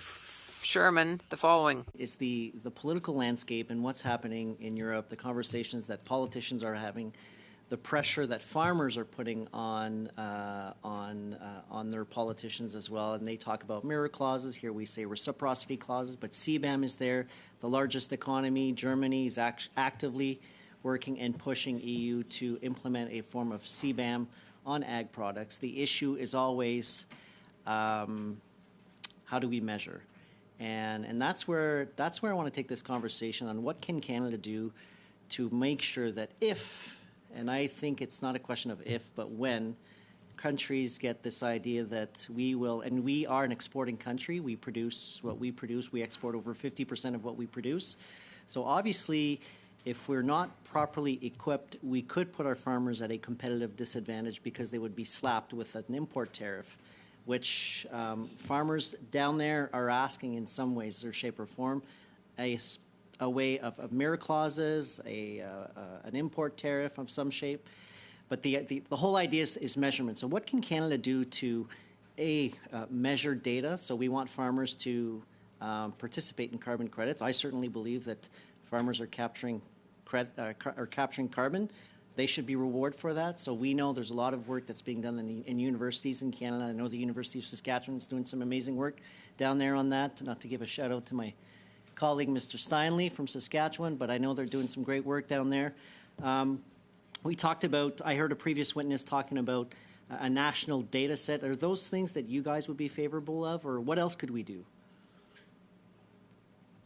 Yeah, it's a great question. Thank you for the question. Our previous panel, Mr. Curry, mentioned the data management strategy, and we're certainly in support of that. That's necessary. We don't have the on-the-ground data right now that is influencing government policy, and that's a huge challenge when the government is looking to impose policies and regulations onto grain farmers without clear data that's really influencing that policy. You asked the question, how do we measure? That's a question we ask ourselves all the time as well. In some government data sets, they measure carbon sequestration. In others, they don't. We certainly measure carbon sequestration. We know that many farmers, especially across the prairies, have been practicing zero-till for decades. They've sequestered thousands, if not millions, of tons of carbon. It's certainly something that we measure, but we certainly want to see that in government measurements too.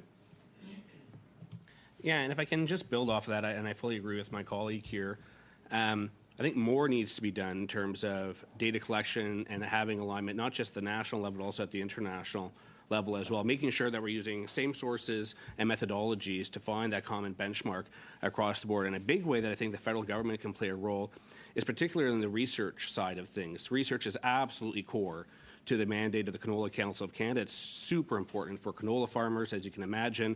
Many of the levy dollars that are collected go towards research. And so to the extent that we look at the next policy framework, for example, that will be coming up in 2028, but those discussions are going to be starting very soon in terms of what that could look like. The Agri-Science Cluster Program, for example, has essentially had stagnant funding over the past 15 years by the end of this current cycle. And so we're effectively trying to do a lot more with less dollars as a result of inflation and other pressures in the research domain. And so I think where we can invest in this will be extremely helpful. Having federal dollars go towards this, along with private sector dollars towards this, will be extremely helpful. But we need to have a significant investment from the federal government in research to help achieve and get us the data that is exactly what you're talking about. Yeah, so, and of course, you guys being on the grain side, and I'm not going to pick which grain's better just for Mr. Larkin's sake, you know, we often hear that it's hard to measure how much carbon sequestration there is in the grain sector because, you know, if it's a wet season, it's different. If it's dry, it's different. But we have, I know there's great universities that are doing that, and I mentioned the University of Saskatchewan working on that delta.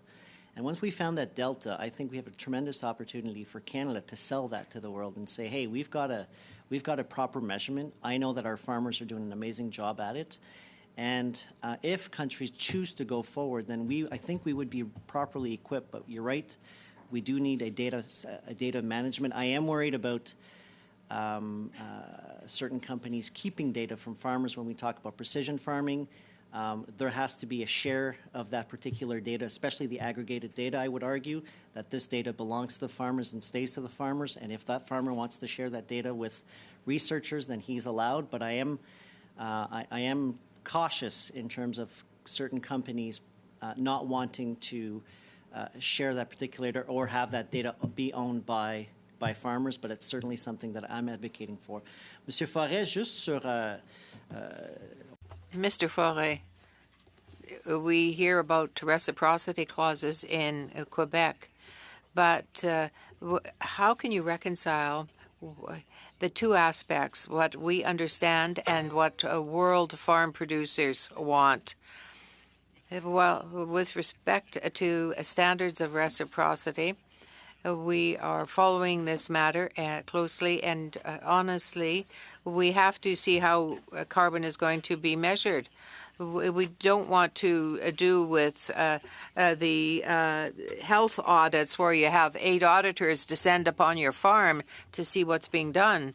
But that's going to be done on a worldwide basis.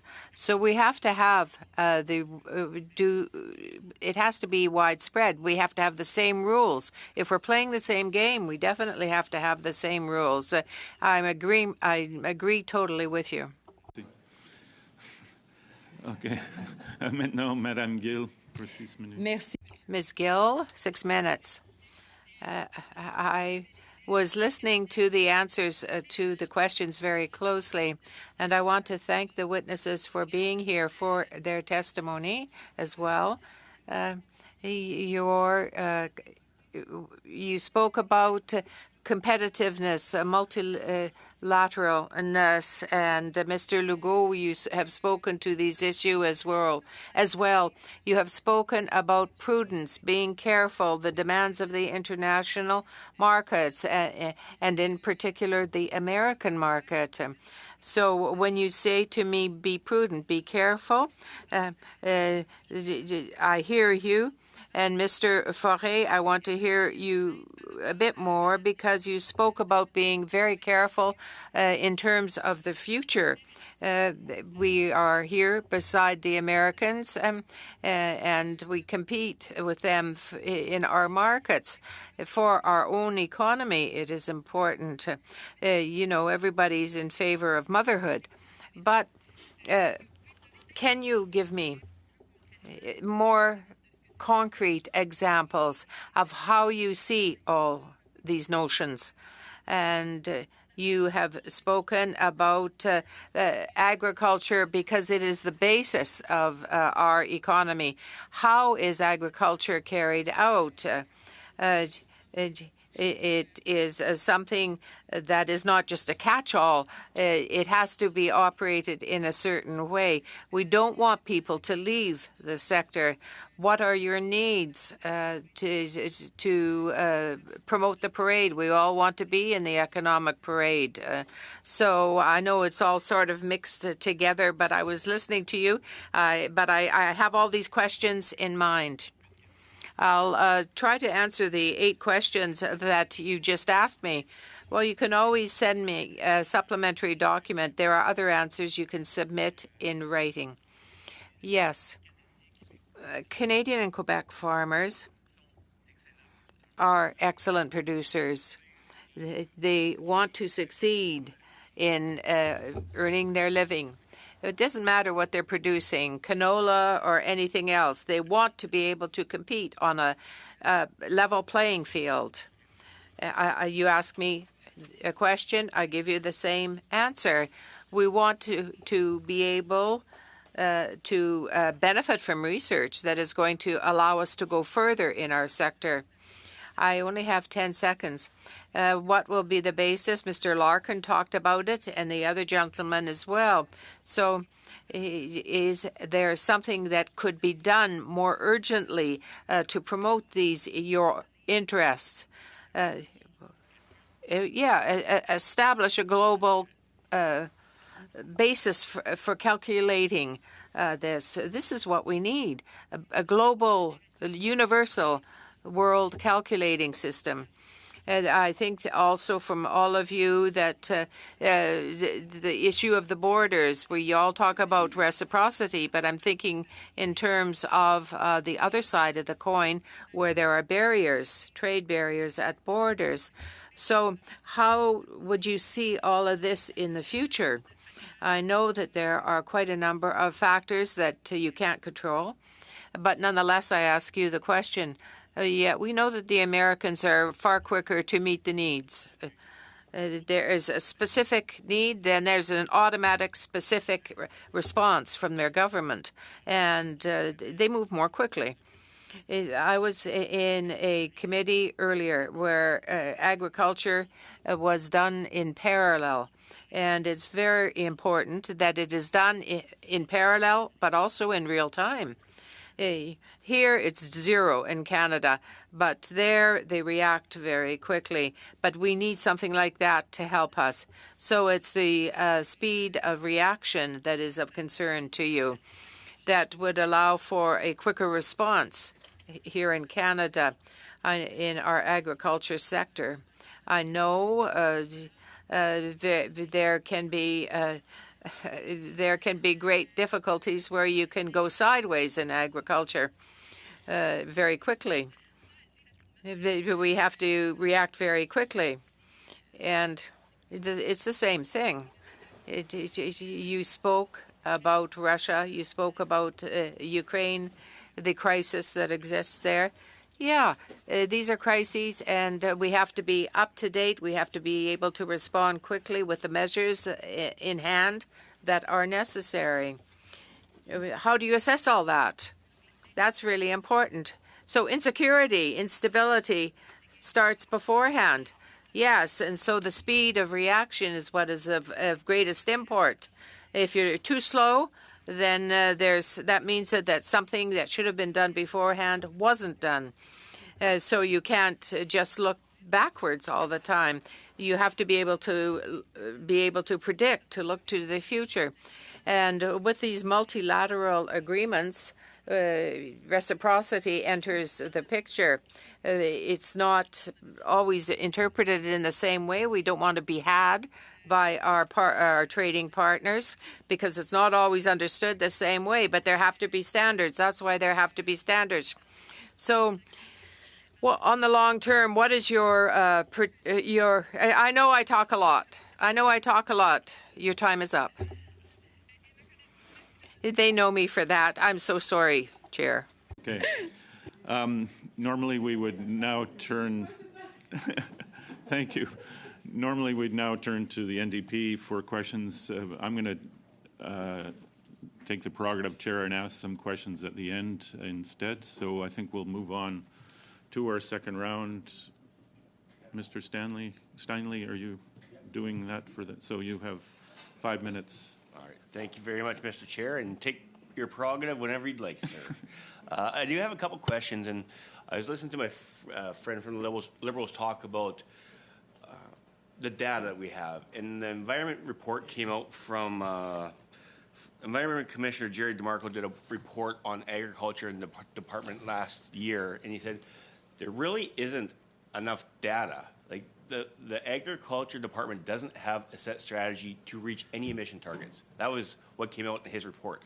So when we're having these conversations, my fundamental question I ask most people that come, most witnesses, is what is our benchmark? Like, does the Department of Ag have a benchmark of where we are when it comes to emissions? And they focus on carbon emissions. And do they have any data on how much the agriculture sector as a whole has sequestered? Because I think that's the question we have with a lot of these discussions around CBAM. Where are we actually at? In Kyle or Pascal, have you talked to the Department of Agriculture, and do they have those numbers to even get us started? And do they have any idea how much in Saskatchewan, I'm from Saskatchewan, when it comes to zero-till sequestration, the grasslands that sequester when it comes to the cattle that we're raising, do they have an idea of how much carbon is being sequestered in the agriculture sector? So I can maybe start, and I really appreciate your question. So thanks for asking that, and I appreciate it because you're asking something that's hugely complex, and even we are trying to wrap our heads around this data question and what government has or does not have. And I'll just give you maybe a kind of glimpse into the world of data as it relates to agriculture and emissions within the government of Canada. And this is, such a fast evolving space. But even within the federal family, we have different methodologies that are used and different tools that are used. So, for example, Agriculture and Agri-Food Canada is going to use the Hollis model to use to determine some of the emissions from the sector. But then you go over to Environment and Climate Change Canada, and they have a different team that reports on the emissions reduction plan, for example, that has a different model than what agriculture has. And then there's also a slightly different model for reporting as part of the National Inventory report. And so It's a hugely challenging and complex space. We are all trying to navigate that. I know that environment and climate change in particular is trying to update our reporting through the National Inventory Report significantly so we can get to a better level of baseline information that we can report internationally. But it is a very large challenge. It's something that we are working with the government on quite actively, and especially the Science and Technology branch of Agriculture and Agri-Food Canada. Yeah, and I'll just jump in for one quick second, and I'll share my time with Mr. Lahu.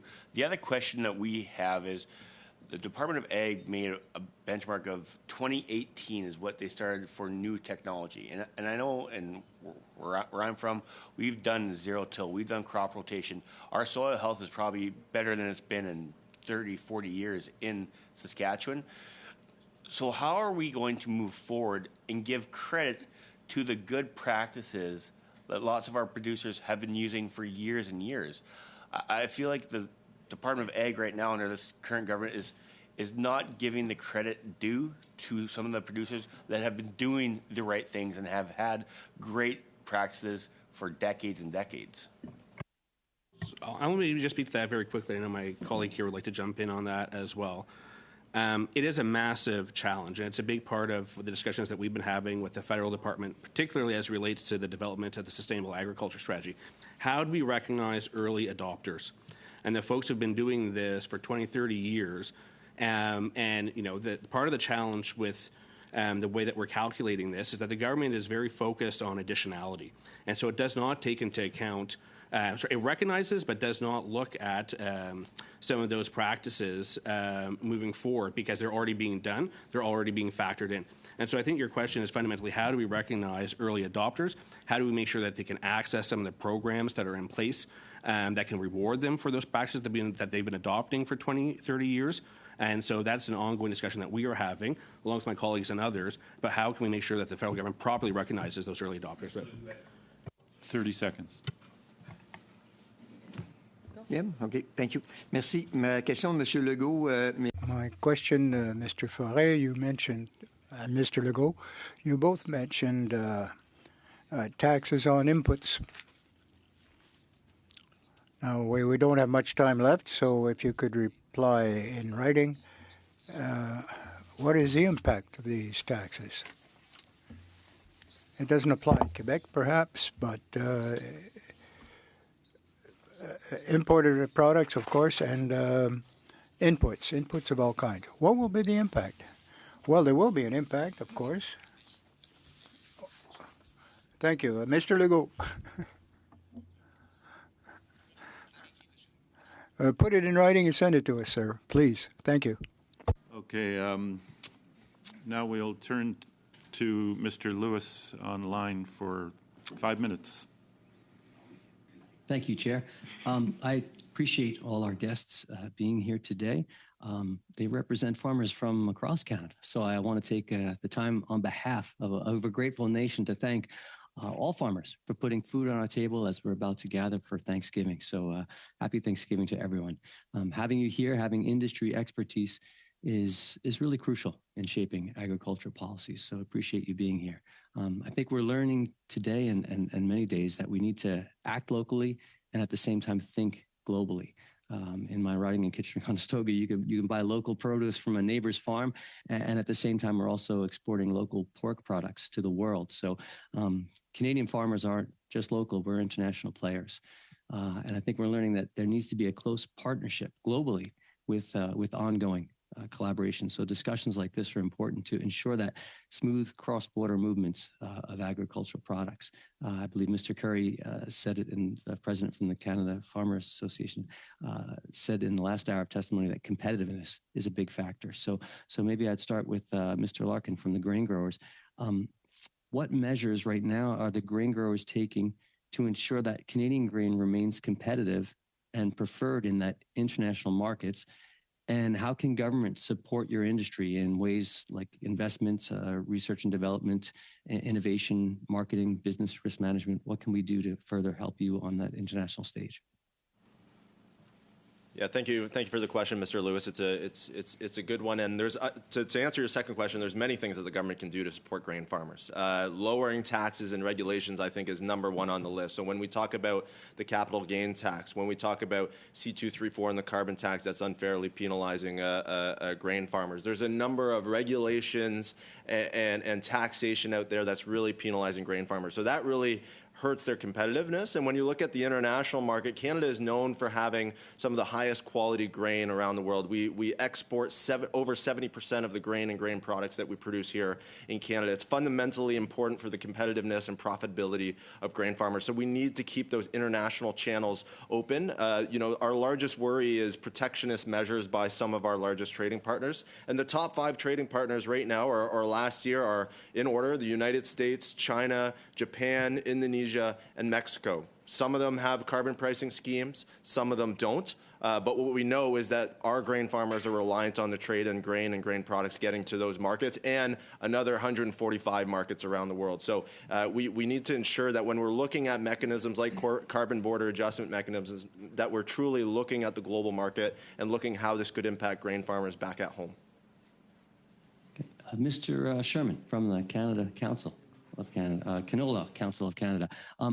To support innovation, to support resilience, to boost productivity, we want to help farmers produce more food and increase profitability, not only for local food sovereignty, but also to help feed the world. So in order to meet those challenges of improving sustainability in production and increase resilience in the climate of extreme weather, how can industry and government work together to help with higher yields, greater disease resistance, and resilience in the cases of extreme weather?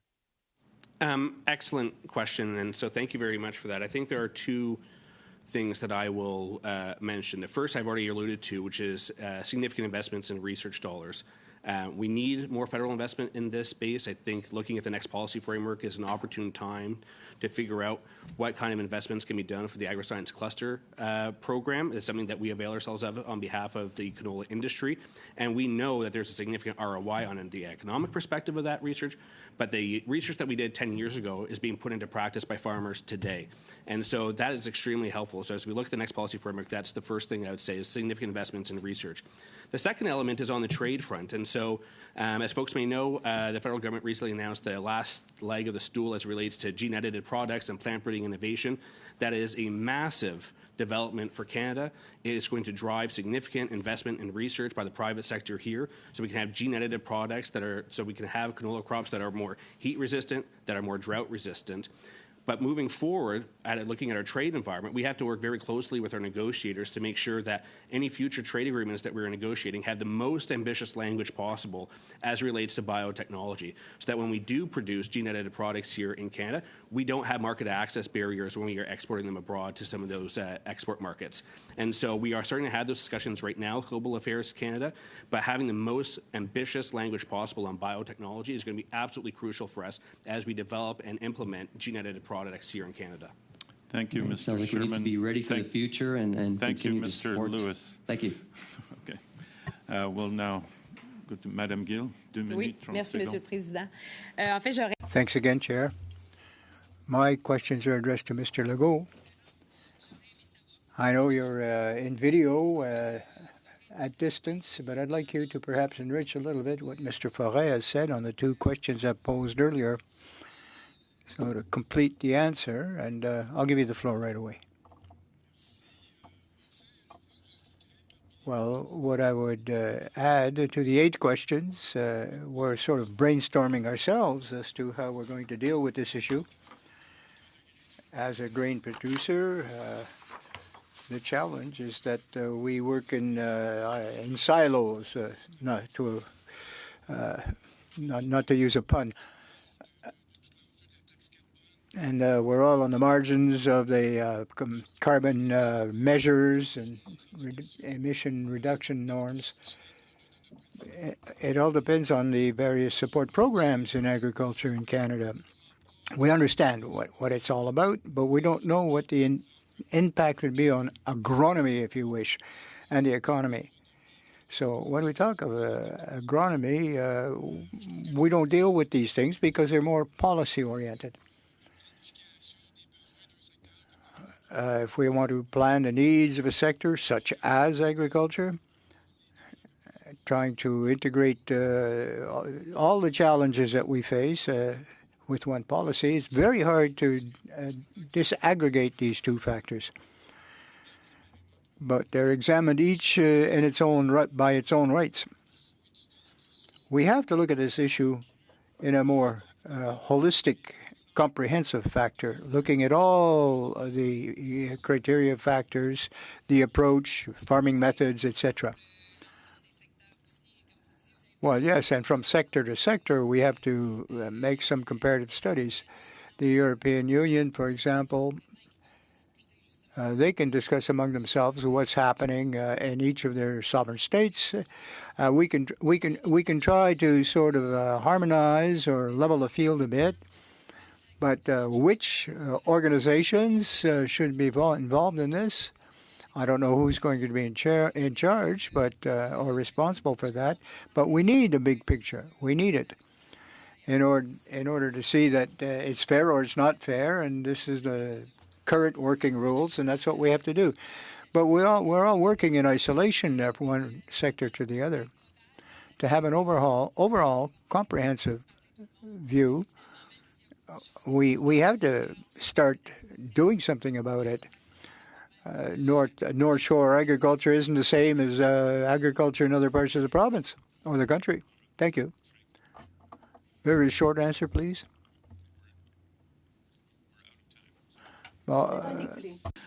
Okay, thank you. It being past 10:30, I'm going to take my prerogative as chair to ask a couple of questions, and that will end today's meeting. But so I want to start with Mr. Larkin. You mentioned fertilizer as one of your concerns in terms of increased input costs with a border adjustment, as that is one of the sectors that the EU is talking about in their opening round of CBAM. That, of course, would only affect, if they implemented that policy, that would only affect fertilizers going in to the EU. If we decided to have a reciprocity and have a CBAM with the EU, a new agreement with them, it obviously would affect fertilizers coming from the EU into Canada. Is that what you're concerned about, or is it more a broader question of if we involve the United States, if we involve other countries? I mean, I don't see us doing border adjustments with the world. It would be more, as trade agreements with groups such as the EU and not with other countries. But just your comments on that. Yeah, it's a great question. I think our worry is that Canada moves ahead unilaterally with a CBAM or multilaterally with the European Union wouldn't help on fertilizer either. Canada, let me be clear, Canada has a large manufacturing sector for fertilizers, but only certain fertilizers. So we're a proud manufacturer of potash, for example, in the prairies. But we require all the phosphate that farmers require in Canada is all imported. And they're imported from places like the United States, like Morocco, like Algeria. While we may create a CBAM with the U.S., we're obviously collaborating with our American counterparts on a daily basis. I'm very doubtful that we would include Morocco and Algeria in any of those conversations. So, it's a big concern. We import $3 billion worth of fertilizers that go to grain farmers. That's essential for crop production. Fertilizers, pesticides, seeds, other inputs are essential, and all of those inputs are going up. The price of those inputs is going up on a daily basis. So anything the government can do to alleviate the increase in input costs is something we're in support of. We're certainly not in support of mechanisms or policies that would increase taxation or increase the cost to grain farmers. Okay, and then one last question to Monsieur Forêt. You mentioned benefits to American producers through the IRA. If you could perhaps comment on what you would think Canada should be doing to offset those, or bring in reciprocity. How should we support our agriculture sector to offset those benefits that the American farmers are enjoying? Merci pour la question, Monsieur le Président. C'est clair que Thank you for the question, Chair. I'm going to repeat probably the same answer. We should react the same way that the American government acts, so that we are in fact at parity. If we want 100% support, that's what they're getting. But in our research, it's important to know exactly where we're going to go with that. And the interest and the concerns that Canada may share with the agricultural sector. What we're looking for is local agriculture for local consumption and also for exports. And we need mirror regulations, reciprocity. I think it's quite possible insofar as we agree as what is going to be the project, the approach. Thank you. Is everybody in favor of adjourning the meeting? Well done. Richard for chair.